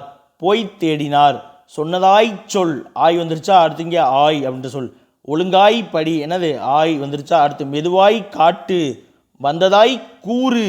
அடுத்து மகிழ்ச்சியாய் பேசினர், மகிழ்ச்சியாய் பேசினர். அடுத்து 30வது விதி பாருங்கள். நம்ம ஸ்கூல் புக்கில் ஃபஸ்ட்டு பாயிண்டில் அடுத்து தெளிவாக கொடுத்துருக்கூடிய ஒன்று பாயிண்ட் பாருங்கள். 2ஆம் வேற்றுமை விரியில் வலி மிகும். 2ஆம் வேற்றுமை விரி அப்போ நடத்திருப்பேன். அதாவது வேற்றுமை விரினா என்ன, உருபுனா என்னன்னு சொல்லி முதல் பதிவிலே நடத்திட்டேன். 2ஆம் வேற்றுமை உருவான ஐ வெளிப்பட்டு வந்தால், விரிந்து வந்தால் அதை வந்து என்னது 2ஆம் வேற்றுமை விரி அப்படின்னு சொல்லுவாங்க. மறைந்து வந்தால் 2ஆம் வேற்றுமை தொகை அப்படின்னு சொல்லுவாங்க. தொகை என்றால் மறைதல் என்று பொருள் அப்படின்னு சொல்லியிருப்பேன்.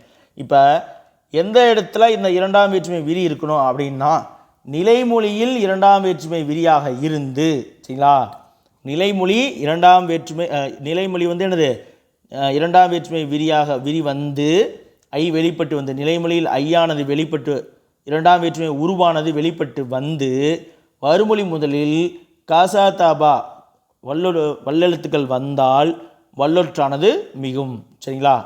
அடுத்து நம்ம நிலைமொழி தான் பார்க்க போகிறோம் பாருங்கள். நிலைமொழியை மட்டும் செக் பண்ணிட்டோம்னாலே அடுத்து வறுமொழியில் நம்ம செக் பண்ண போகிறது ஒன்று தான், முதல் எழுத்து காசா தாபாவில் இருக்கா அவ்வளோதான். நம்ம படிக்க போகிற விதிகள் எல்லாமே வந்து என்னது இந்த நிலைமொழியில் என்னென்ன வந்தால் அப்படிங்கிறது தான் நம்ம படிக்கிறது பாருங்கள். இப்போ நிலைமொழியில் 2ஆம் வேற்றுமை உறுப்பு வெளிப்பட்டு வந்திருக்குன்னு பார்த்துருக்கேன். நம்ம முன்னாடியே சொல்லியிருக்கேன். எங்கே அவ்வகை இவ்வகை எவ்வகையில் பார்த்தோமா பாருங்கள். கதிரவனை ஐ வந்துருச்சு, பசுவை வந்துருச்சு ஐ, பொருளை, செய்யுளை, கெட்டதை, சீதையை, தொழிலை எல்லாத்துலேயுமே வந்து என்னது ஐ வெளிப்பட்டு வந்துருச்சு. கதிரவனை கூட்டல் கண்டேன், அப்போ என்னது இங்கே வல்லொற்று வந்துருச்சு, மன்னிக்கணும் வல்லின உயிர்மெழுத்து காசா தாபாவில் இருக்கக்கூடிய சொல் முதலாவதாக கொண்ட வறுமொழி வந்துருச்சு. நிலைமொழி பூராமே வந்து என்னது நிலைமொழியில் இரண்டாம் வேற்றுமை உருவான ஐ வெளிப்பட்டு வந்துருச்சு, அதனால் வந்து இரண்டாம் வேற்றுமை விரின்வாங்க. அப்படி இரண்டாம் வேற்றுமை உருவான ஐ வெளிப்பட்டு வந்து மறுமொழி முதலில் காசாதாபா வந்தால் வல்லொற்றானது மிகுந்து புணர்ந்தே ஆகணும். பாருங்க, கதிரவனை கண்டேன், பசுவை கட்டினான், பொருளை தந்தான், செய்யுளை படி, செய்யுளை பாடினார் அப்படின்னு கூட சொல்லுங்க. கெட்டதை செய்யாதே, நல்லதை செய் அப்படின்னு கூட எக்ஸ்ட்ரா வார்த்தை நம்ம உருவாக்கிக்கலாம். அடுத்து சீதையை காண்பேன், தொழிலை செய்தான். சரிங்களா? அடுத்த எக்ஸாம்பிள் பாருங்க, இரண்டாம் வேற்றுமை விரி பார்த்தோம். அடுத்து நான்காம் வேற்றுமை விரியில் வலி மிகும்ட்டாங்க. அதாவது நம்ம கூ பார்த்தோம் இல்லையா, அங்கு இங்கு எங்கு யாங்கு ஆங்கு யாங்கு பார்த்தோம் இல்லையா, அதுதான். அப்போ நான்காம் வேற்றுமை உருவான கு வெளிப்பட்டு வந்துச்சுனால் எங்க நிலைமொழியில் நான்காம் வேற்றுமை உருவான கு வெளிப்பட்டு வந்துச்சுன்னா சரிங்களா, அதை அடுத்து வருமொழியில் காசாதாபாவை முதலாவதாக கொண்ட சொற்கள் வந்து புணரும் பொழுது வல்லொற்று மிகுந்து புணரும். அவ்வளோதான். நான்காம் வேற்றுமை விரினா என்னது? நான்காம் வேற்றுமை உருவு வெளிப்பட்டு வந்தால் விரிந்து வந்தால் நான்காம் வேற்றுமை விரின்னு சொல்கிறோம். எக்ஸாம்பிள் பாருங்க, வீட்டுக்கு, அறிஞருக்கு. அப்போ வீட்டுக்கு போனான், அறிஞருக்கு பொன்னாடை, அறிஞருக்கு பொன்னாடை. எக்ஸாம்பிள் பாருங்க. அடுத்து பொண்ணுக்கு கொடுத்தான், நாட்டுக்கு சேவை செய். இந்த இடத்துல ஐ வந்திருக்கு, ஏன் சார் இச்சு வரல அப்படின்னா அது வல்லினம் மிகாதல பார்ப்போம். சரிங்களா? சேவை செய் அப்படிங்கிறது சேவையை செய் அப்படின்னு வரணும். அப்போ அந்த இரண்டாம் வேற்றுமையான சேவையை, சேவையை, இந்த ஐயத்தான் நம்ம எடுத்துக்கணும், இந்த வையை எடுக்கக்கூடாது. சரிங்களா? விரிந்து அந்த இடத்துல அப்போ சேவையை செய் அப்படிங்கிறது மறைந்து சேவை செய்ன்னு வந்திருக்கு. அப்போ இது வந்து என்னது? சேவை செய் அப்படிங்கிறது இரண்டாம் வேற்றுமை தொகை. ஏன்னா நமக்கு இரண்டாம் வேற்றுமை விரியில் தான் வல்லினம் மிகணும். இது வந்து இரண்டாம் வேற்றுமை தொகையாக இருக்குது. அப்போ இந்த இடத்துல மிகலை. அப்போ வல்லினம் மிகாதல் வரும்பொழுது நம்ம அங்கே பார்த்துருவோம். சரிங்களா? இப்போ அடுத்து பாருங்க, கடைக்கு கூட்டல் போ, கடைக்கு போ, மாட்டுக்கு பின்னாக்கு, அவனுக்கு தெரியும். அடுத்து பாருங்க, இந்த பின்னாக்கு அப்படின்ற சொல் தான் வந்து சரியான எழுத்து வழக்கு. நம்ம புண்ணாக்குன்னு சொல்கிறோம் இல்லையா, இது வந்து பேச்சு வழக்கு தவறானது. இதுதான் வந்து சரியான சொல். இது ஒன்றையும் நம்ம தெரிஞ்சுக்கிட்டோம். அடுத்து பாருங்க 32 பாருங்க, அதற்கு, இதற்கு, எதற்கு என்கின்ற, அதாவது என்கின்றன்னு சொல்லக்கூடாது, என்னும் அப்படி தான் சொல்லணும். ஏன்னா நம்ம திருத்திக்கணும். பாருங்க, அதற்கு, இதற்கு, எதற்கு, என்னும் சொற்களின் பின் வல்லினம் மிகும். என்ன சொல்கிறாங்க, ஏன் அப்படின்னு ரீசன் சொல்லிட்டாங்க. பாருங்க, இந்த சொற்களில் வந்து நான்காம் வேற்றுமை உருபு நிலைமொழியில் வெளிப்பட்டு வருகிறது. அதே தான் வந்து என்னது, அங்கு இங்கு எங்குக்கும் யாங்கு ஆங்கு இங்குக்கும் வந்து என்னது இதே தான். அப்போ இத்தகைய சொற்களை நான்காம் வேற்றுமை உருபான கு வெளிப்பட்டு வர்றதால தான் இந்த சொற்களை அடுத்தெல்லாம் வல்லினம் மிகுது. சரிங்களா? மற்றபடி கிடையாது. சரிங்களா? இவை சுட்டு சொற்கள் அப்படிங்கிறனாலையோ அப்படிலாம் கிடையாது. நான்காம் வேற்றுமை உருவான குவும் இரண்டாம் வேற்றுமை உருவான ஐயும் வெளிப்பட்டு வர்றதால தான் வந்து சில இடங்களில் வல்லொற்றானது மிகுது. ஏன்னா அவ்வகை, இவ்வகை, எவ்வகையெல்லாம் வருது இல்லையா, அதுக்கு இரண்டாம், இதுக்கு நான்காம். இப்போ எடுத்துக்காட்டு மட்டும் பார்த்து கொள்ளலாமா? அதற்கு கொஞ்சமும் குறைந்ததன்று, இதற்கு சிறிதும் கவலைப்பட தேவையில்லை, எதற்கு கேட்கிறாய் வரி. சரிங்களா? இந்த இடத்துல ஏன் இத்து வந்துருக்குங்கிறத நம்ம அடுத்து வரும்பொழுது பார்த்துடலாம். கவலைப்பட தேவையில்லை பார்ப்போம், வந்துடும், இதுக்குள்ளேயே வந்துடும். சரிங்களா? அடுத்து பாருங்கள் 33வது தலை பாருங்கள், வேற்றுமை தொகையில் வழிமிகுதல். சரிங்களா? வேற்றுமை தொகையில் வழிமிகுதல்.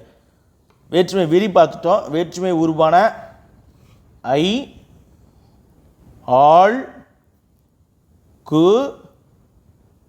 இல், இன், அப்புறம் அது, கண். சரிங்களா? இது 2, 3, 4, 5, 6, 7. இந்த வேற்றுமை உறுப்புகள் தொக்கி வந்தால், மறைந்து வந்தால் அதை வேற்றுமை தொகை அப்படின்னு சொல்லுவோம். இப்போ பார்த்தோம் இல்லையா, சேவை கூட்டல் செய் அப்படிங்கிற இடத்துல இரண்டாம் வேற்றுமை உருவான ஐ மறைந்து வந்திருக்கு. ஏன்னா விரித்து சொல்லும் பொழுது சேவையை செய் அப்படின்னு வரணும். இப்போ இலை கூட்டல் பரி அப்படிங்கிறத இலையை பரி அப்படின்னு விரித்து சொல்லணும். அந்த இடத்துல ஐ இரண்டாம் வேற்றுமை உருவு மறைந்து வந்திருக்கு. சரிங்களா? பார்த்துடலாமா? வேற்றுமை தொகைகள் வழிமிகுதல், எந்தெந்த வேற்றுமை தொகையிலெல்லாம் வழிமிகும் அப்படின்னு சொல்லி கொடுத்துருக்காங்க. பார்த்துடலாமா? ஆறாம் வேற்றுமை தொகையில் நிலைமொழி. சரிங்களா?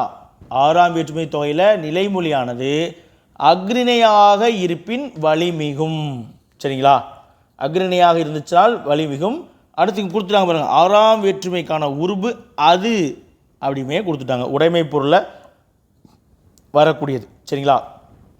அப்போ ஆறாம் வேற்றுமை தொகையில் நிலைமொழி வந்து என்னது அக்ரிணையாக இருக்கணும், உயர்திணையாக இருந்தால் வலி மிகாது. இங்கே சொல்லலைன்னா என்னது நம்ம புரிஞ்சுக்கணும். சரிங்களா? இப்போ பாருங்கள், எடுத்துக்காட்டு புலி கூட்டல் தோல். சரிங்களா? புலித்தோல் இது வந்து ஆறாம் வேற்றுமை தொகை ஆன்சர் அப்படின்னா, அதாவது புலி கூட்டல் தோல் அப்படிங்கிறது புலியினது தோல் அப்படின்ற பொருள் கொள்வோம். சரிங்களா? அப்போ அது அப்படின்ற இந்த ஆறாம் வேற்றுமைக்கான உறுப்பு இந்த இடத்துல மறைந்து வந்திருக்கு, புலித்தோல் அப்படிங்கிற இடத்துல. அப்போ இந்த ஆறாம் வேற்றுமை தொகையில் நிலைமொழி வந்து என்னது புலி. இந்த புலி வந்து ஒரு அக்ரிணை. மனிதர்கள் கடவுள் வந்து உயர்திணை. அவர்கள் 2 பேர்த்தையும் தவிர, மனிதர்கள் கடவுளை தவிர மற்றவைகள் உயிருள்ள பொருள் உயிரற்ற பொருள் எல்லாமே வந்து என்னது தாழ்திணை. அதாவது மனிதன் வந்து நேராக உயரமாக வளரக்கூடியவன். மற்றவையெல்லாம் பாருங்கள், சிங்கம் கரடி நத்தை பாம்பு பூரா எல்லாமே தாழ்வானதில் இப்படி படுக்கவசமாக வளரும், தாழ்திணை. சரிங்களா? பாருங்கள், அதுக்கு விளக்கம் கொடுத்துருக்காங்க. புலியினது தோல் அது அப்படின்ற ஆறாம் வேற்றுமை உருவு மறைந்து வந்திருக்கு. அதனால் இது வந்து ஆறாம் வேற்றுமை தொகை. அந்த ஆறாம் வேற்றுமை தொகையில் வல்லொற்றானது என்னது மிகுந்து வரணும். சரிங்களா? புரிஞ்சிருக்குன்னு நினைக்கிறேன். எக்ஸாம்பிள் மட்டும் டக்குன்னு பார்த்துட்டு போயிடலாமா?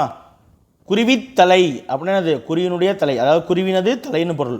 சரிங்களா? வல்லொற்று மிகுந்து வந்திருக்கு. எல்லா இடத்துலையும் பாருங்கள், பூனை, அடுத்து தேர்தட்டு, பூனைக்கன்று, புலித்தலை. சரிங்களா? எல்லாத்துலேயும் பாருங்கள், நிலைமொழி வந்து என்னது ஃபுல்லாகவே கம்ப்ளீட்டாக அக்ரிணை.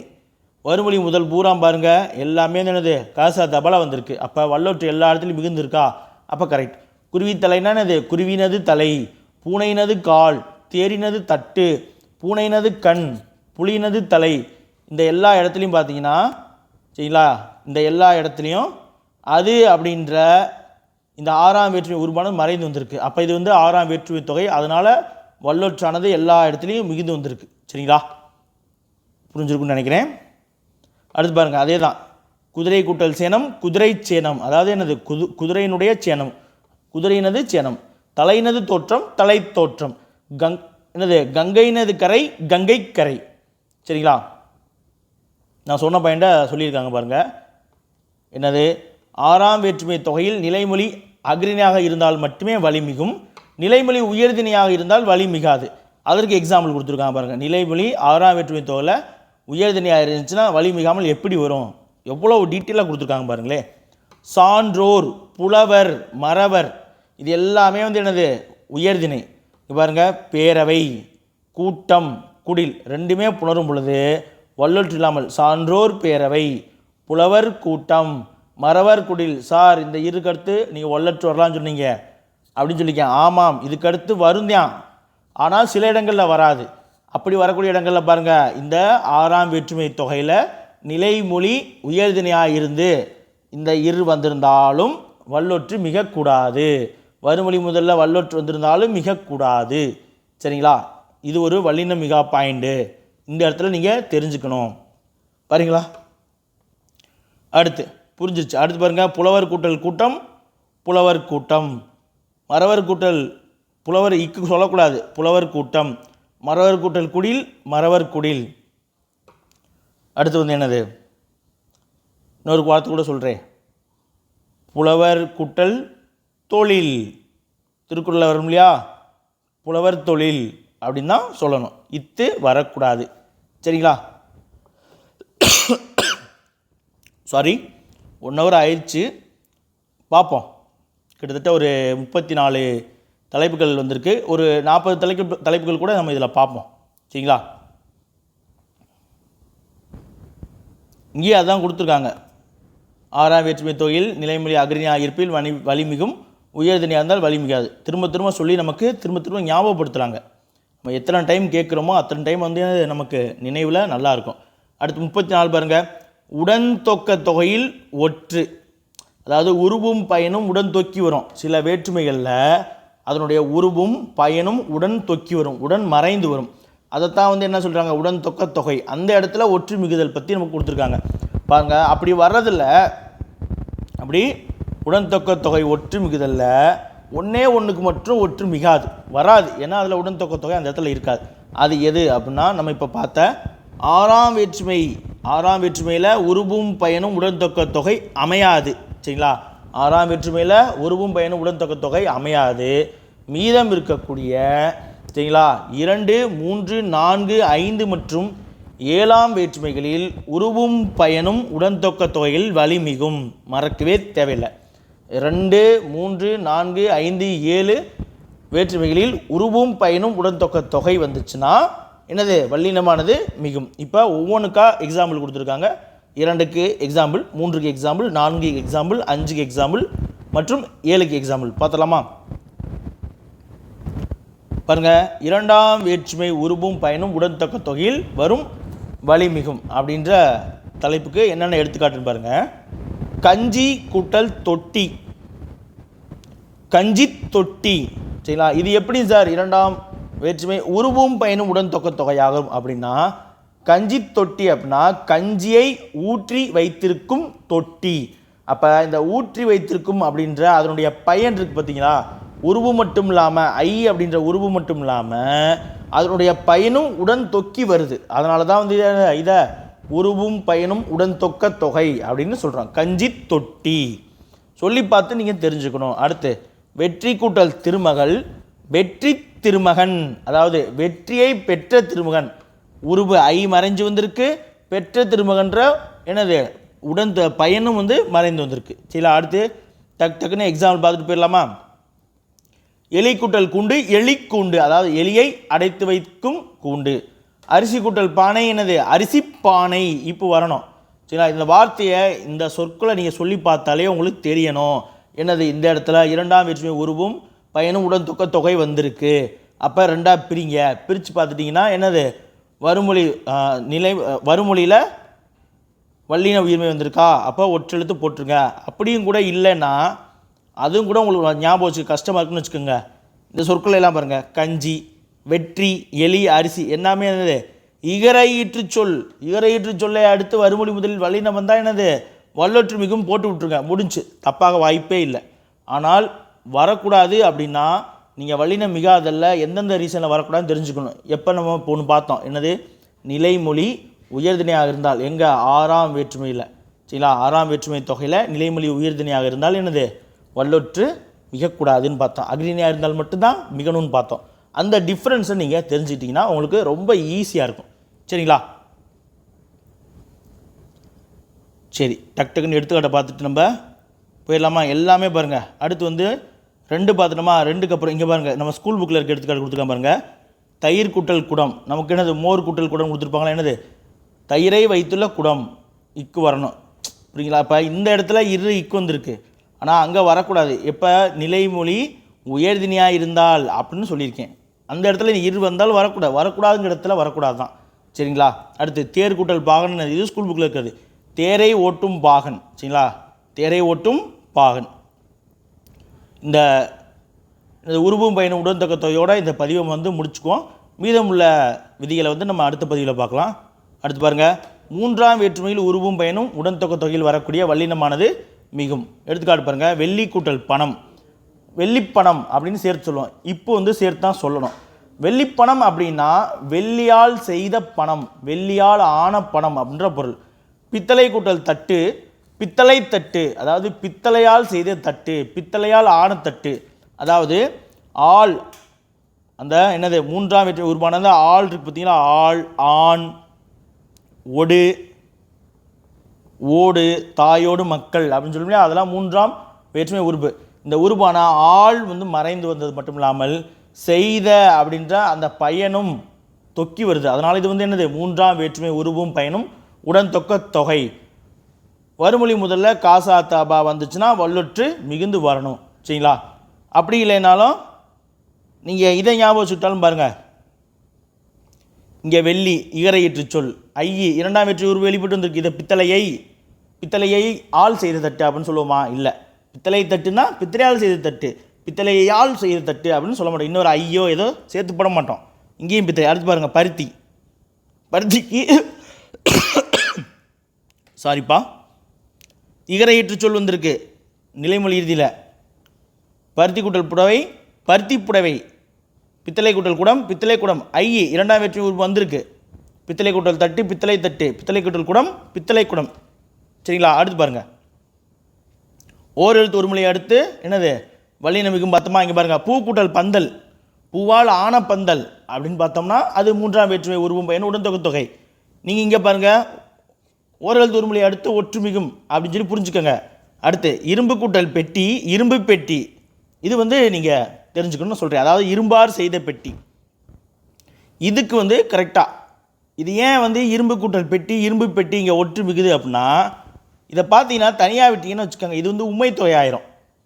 இப்போ இப்படி இருக்குன்னு வச்சுக்கோங்க, இரும்பு பெட்டி அப்படின்னா இது உண்மை தொகை ஆயிரும். அதாவது இரும்பும் பெட்டியும் அப்படின்னு போயிடும். இப்போ போட்டிங்கன்னா தான் என்னது இரும்பால் செய்த பெட்டி அப்படின்ற பொருளை தரும். சரிங்களா? இரும்பு வெறுமனை பெட்டி, இந்த கூட்டல் இல்லைன்னா இரும்பும் பெட்டியும் அப்படின்ற என்னது உண்மை தொகையாக மாறிடும். அந்த மறைந்து வந்ததாக ஆயிரும்.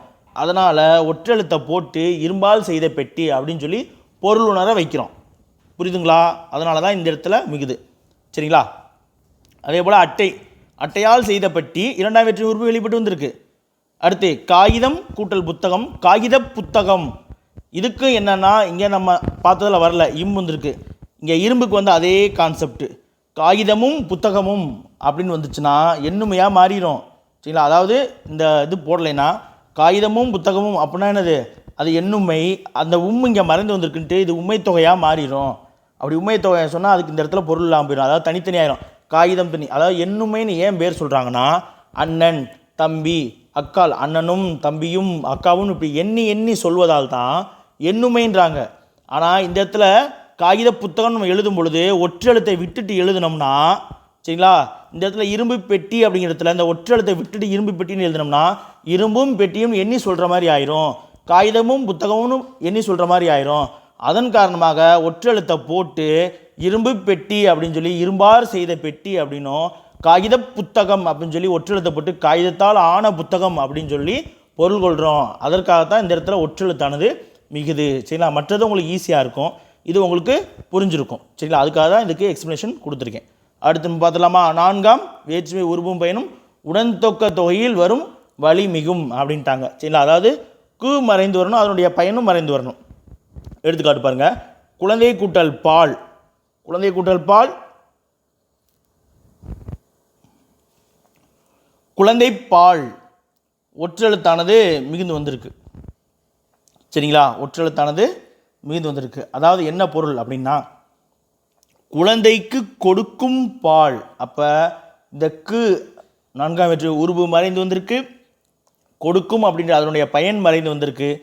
அதனால் நான்காம் வேற்றுமை உருவும் பயனும் உடன்தொக்க தொகை அப்படின்னு இதை சொல்கிறோம். அப்போ இந்த இடத்துல வறுமொழி முதலில் என்னது வல்லின உயிர்மை எழுத்துக்கள் வந்தால் ஒற்றெழுத்தானது மிகுந்து வரும். இப்போ சொல்லுங்கள், குழந்தை கூட்டல் பால், குழந்தை பால், உரிமை கூட்டல் போராட்டம் அப்படின்னு என்னது, உரிமைக்காக நடத்தும் போராட்டம், உரிமைக்காக கொடுக்கும் போராட்டம். ஸ்கூல் புக்கில் கேட்டிருந்தாங்களா, உரிமை கூட்டல் உரிமை குரல் அப்படின்னு சொல்லி என்னது, நான்காம் வேற்றுமை உருவும் பயனும் உடன் தொகை தொகை பொறுத்துக்களை வந்துருச்சு இல்லையா டிஎன்பிசி எக்ஸாமில், அது. அடுத்து தலைமுடி கூட்டல் சாயம், தலைமுடிக்கு பூசும் சாயம். சரிங்களா? அந்த தலைமுடிக்கு பூசக்கூடியது, உரிமைக்கு நடத்தக்கூடியது, குழந்தைக்கு கொடுக்கக்கூடியது அப்படின்ற பொருள் வரக்கூடியது எல்லாமே என்னது, நான்காம் வேற்றுமை உருவும் பயனும் உடன் தொக்க தொகை.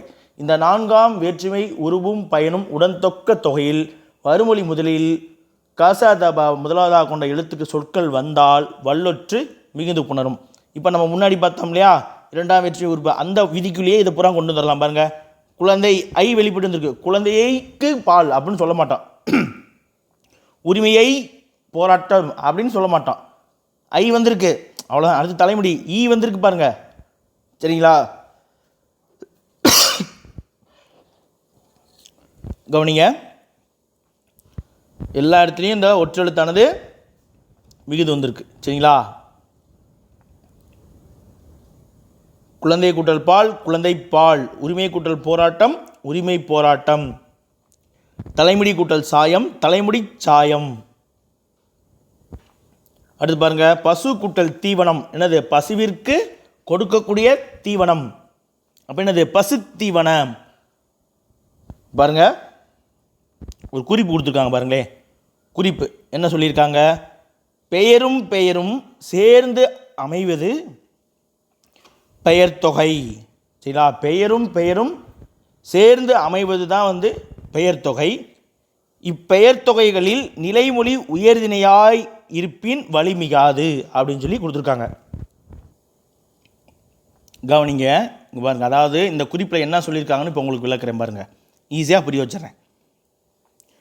2 பெயர் சொற்கள், வருமொழியில் வரக்கூடியதும் பெயர் சொல், நிலைமொழியில் இருக்கக்கூடியதும் பெயர் சொல், அப்படி 2 பெயர் சொற்களும் சேர்ந்து அமைவதை பெயர் தொகை அப்படின்னு சொல்கிறாங்க. இத்தகைய பெயர் தொகைகள் வரும் பொழுது நிலைமொழியானது உயர்திணையாக இருந்தால் வல்லினம் மிகாது, அக்ரிணையாக இருந்தால் மட்டும்தான் வல்லினம் மிகும். சரிங்களா? இப்போ இதில் இருக்கக்கூடிய அந்த எக்ஸாம்பிளை வச்சு உங்களுக்கு புரிய வைக்கிறேன் பாருங்கள். பசு கூட்டல் தீவனம். சரிங்களா? பசுங்கிறது ஒரு பெயர் சொல், பெயர் சொல் தானே, எந்த டவுட்டும் இல்லை. தீவனம் அப்படிங்கிறது உணவு, அதுவுமே என்னது, ஒரு பெயர் சொல், ஒரு பொருளை குறிக்கக்கூடியது. அப்போ 2 பெயர் சொற்கள் இணைவது என்னது, பெயர் தொகை அப்படின்னு சொல்கிறாங்க. இத்தகைய பெயர் தொகையில் நிலைமொழி அக்ரிணையாக இருந்தால் மட்டும்தான் வல்லினம் மிகும், உயர்திணையாக இருந்தால் வல்லினம் மிகாது. அப்போ நீங்கள் இதற்கு முன்னாடி இருக்கிற எல்லாத்துலேயும் போய் பாருங்கள், நிலைமொழி பூரா என்னது, அக்ரிணையாக மட்டும்தான் இருக்கும், உயர்திணையாக இருக்காது. அதனால தான் இந்த ஒற்றெழுத்து மீது வந்திருக்கு. அப்போ நம்ம தெரிஞ்சிக்க வேண்டியது என்ன அப்படின்னா, சரிங்களா, 4ஆம் வேற்றுமை உருவும் பயனும் உடன் தொகையாக இருந்தாலும், அந்த இடத்துல அப்படியே இருந்தாலும் உங்களுக்கு அதை கூட கண்டுபிடிக்க தெரியலனாலும் இதை நீங்கள் ஞாபகம் போதும். ஒரு சொல்லை கொடுத்துருக்காங்க, அந்த சொல்ல ஒற்றெழுத்து மிகணுமா மிகக்கூடாது உங்களுக்கு தெரிஞ்சிருச்சுன்னா அதை 2ஆக பிரித்து பாருங்கள். அந்த 2மே பெயர் சொல்லாக இருந்துச்சுன்னா அப்போ முதல்ல இருக்கக்கூடியது அக்ரிணையாக இருக்கணும், நிலைமொழி அக்ரிணையாக இருக்கணும். அப்படி இருந்துச்சுன்னா என்னது, அக்ரிணையாக இருந்தால் வல்லொற்று மிகுந்து எழுதுங்க, 2ஐயும் சேர்த்து எழுதும்போது. இல்லைன்னா வல்லொற்று இல்லாமல் எழுதுங்க, அவ்வளோதான். சரிங்களா? பாருங்க, முன்னாடி இருக்க எக்ஸாம்பிள்லாம் பார்த்தா உங்களுக்கு இன்னும் தெளிவாகவே புரிஞ்சிடும். பாருங்க, அதாவது இந்த குழந்தை இருக்குது பார்த்தீங்களா, குழந்தை மனிதன் தானே சார் உயர்திணை அப்படின்னா, குழந்தை அதை என்னது, அதுக்கு பால் பகுப்பும் கிடையாது, திணை பகுப்பும் வராது. சரிங்களா? குழந்தையை என்னது, ஆண்பால் பெண்பால் சொல்லலாம், பொதுவாக தான் சொல்லுவாங்க. சரிங்களா? பாருங்கள், உரிமை, தலைமுடி, இது எல்லாமே என்னது, நிலைமொழி. ஆனால் பாருங்கள், எல்லாமே அக்ரிணை. சரிங்களா? எல்லாமே என்னது, அக்ரிணை.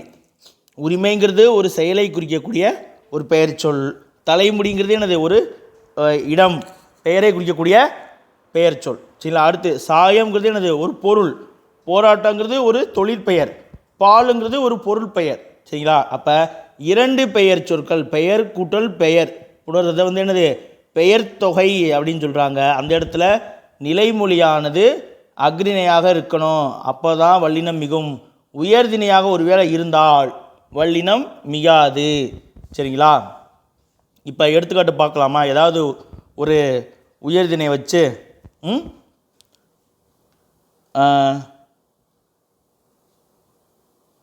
என்ன செய்யலாம்?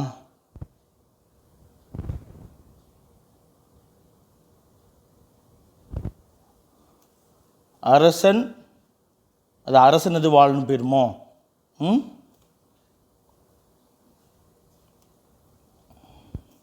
உடைமை பொருளை வந்துடும். சரி, பார்ப்போம், ஞாபகம் வரும், பின்னாடி நம்ம பார்க்கலாம். சரிங்களா? ஏன்னா நான் என்ன நினச்சேன்னா, என்ன எக்ஸாம்பிள் சொல்லலான்னு பார்த்தோன்னா, அரசன் கூட்டல் கட்டில், அரசனது கட்டில்ன்ற பொருள் வந்துடும், அது வந்துடும், உடைமை பொருளில் வந்துடும். அதுக்காக தான் பார்த்தேன். சரிங்களா? அப்போ ஒருவேளை அதுக்கான வார்த்தைகள் இல்லையான்னு தெரியல, யோசிச்சு பார்க்குறேன். இல்லாமல் கூட இருக்கலாம் வார்த்தைகள், உயர்திணையாக வரக்கூடிய வார்த்தைகள். ஒருவேளை இருந்துச்சுன்னா அந்த இடத்துல நம்ம கவனிச்சுக்கணும். சரிங்களா? வரக்கூடாது ஒற்றெழுத்துன்னு, அதை மட்டும் ஞாபகம் வச்சா போதும். அடுத்து 5, 7 இந்த 2 மட்டும் பார்த்துட்டு நம்ம இந்த வீடியோ முடிச்சுக்கலாம். ஆல்மோஸ்ட் 1 மணி நேரம் 20 நிமிஷம் ஆயிடுச்சு. சரிங்களா? பாருங்கள், 5ஆம் வேற்றுமை உருவும் பயனும் உடன் தொகையில் வரும் வலிமிகும். சரிங்களா? 5ஆம் வேற்றுமை உருவும் பயனும் உடன் தொகை. 5ஆம் வேற்றுமையில் இல்லு உருபு, இல் மற்றும் இன்னு. சரிங்களா? நீங்கள் பொருளில் வந்தால், இல்லும் இன்னும் நீங்கள் பொருளில் வந்தால் 5ஆம் வேற்றுமை. இது 7ஆம் வேற்றுமையிலையும் வரும். என்னது, இடப்பொருள் வரும்பொழுது இல்லின் வரும். சரிங்களா? இல். எக்ஸாம்பிள் பார்த்துடலாமா? நிலம் கூட்டல் கரி அப்படின்னா என்னென்னா, நிலத்தில் இருந்து எடுக்கும் கரி, இடப்பொருளை. சரிங்களா? இல் வந்துருச்சா? அப்போ நிலம் கூட்டல் கரி, நிலக்கரி, ஒற்றெழுத்து மிகுந்து வரணும். ஏன்? இது 5ஆம் வேற்றுமை உருவும் பயனும் உடன் தொகையாக இருக்குது. சரிங்களா? ஒருவேளை நீங்கள் நான் சொன்ன இல்லையா, அந்த இரும்பு பெட்டி மாதிரி தான், நிலமும் கரியும்னு வந்துடும், பொருள் எண்ணுமையாக மாறிடும். சரிங்களா? அதனால் வந்து என்னது, நிலத்திலிருந்து கிடைக்கக்கூடிய கரி அப்படின்னு சொல்லி நம்ம பொருள் கொள்ளணும்னா ஒற்றெழுத்தானது மிகுந்து வரணும். ஒற்றெழுத்து மிகுந்து வராமல் நிலம் கரி அப்படின்னா என்னது, நிலமும் கரியும்னு எண்ணி சொல்கிற மாதிரி போயிடும். சரிங்களா? அடுத்து பாருங்கள், ஏரி கூட்டல் தண்ணீர், ஏரி தண்ணீர், அதாவது என்னது, ஏரியிலிருந்து கிடைக்கும் தண்ணீர் அப்படின்ற ஐந்தாம் வேற்றுமை உருவும் பயனும் உடன் தொகை. சரிங்களா?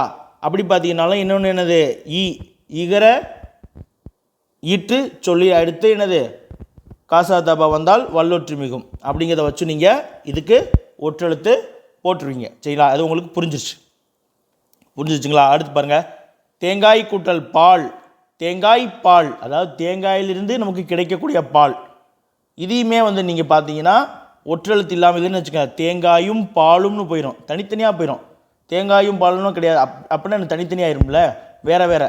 தேங்காய் பால்னால் என்னது, அந்த ஒற்றெழுத்து போட்டால் தான் தேங்காயிலிருந்து கிடைக்கக்கூடிய பால்னு பொருள். இந்த இக்குங்கிற ஒற்றெழுத்து போட்டால் தான் நிலத்திலிருந்து கிடைக்கக்கூடிய கரின்ற பொருள் வரும். சரிங்களா? இரும்பிலிருந்து செய்த பெட்டி, இரும்பால் செய்தது அப்படின்னா ஒற்றெழுத்து போட்டு தான் ஆகணும். அப்போ இந்த மாதிரி இடங்களில் தான் நம்ம ஒற்றெழுத்து போடுறோம். சரிங்களா?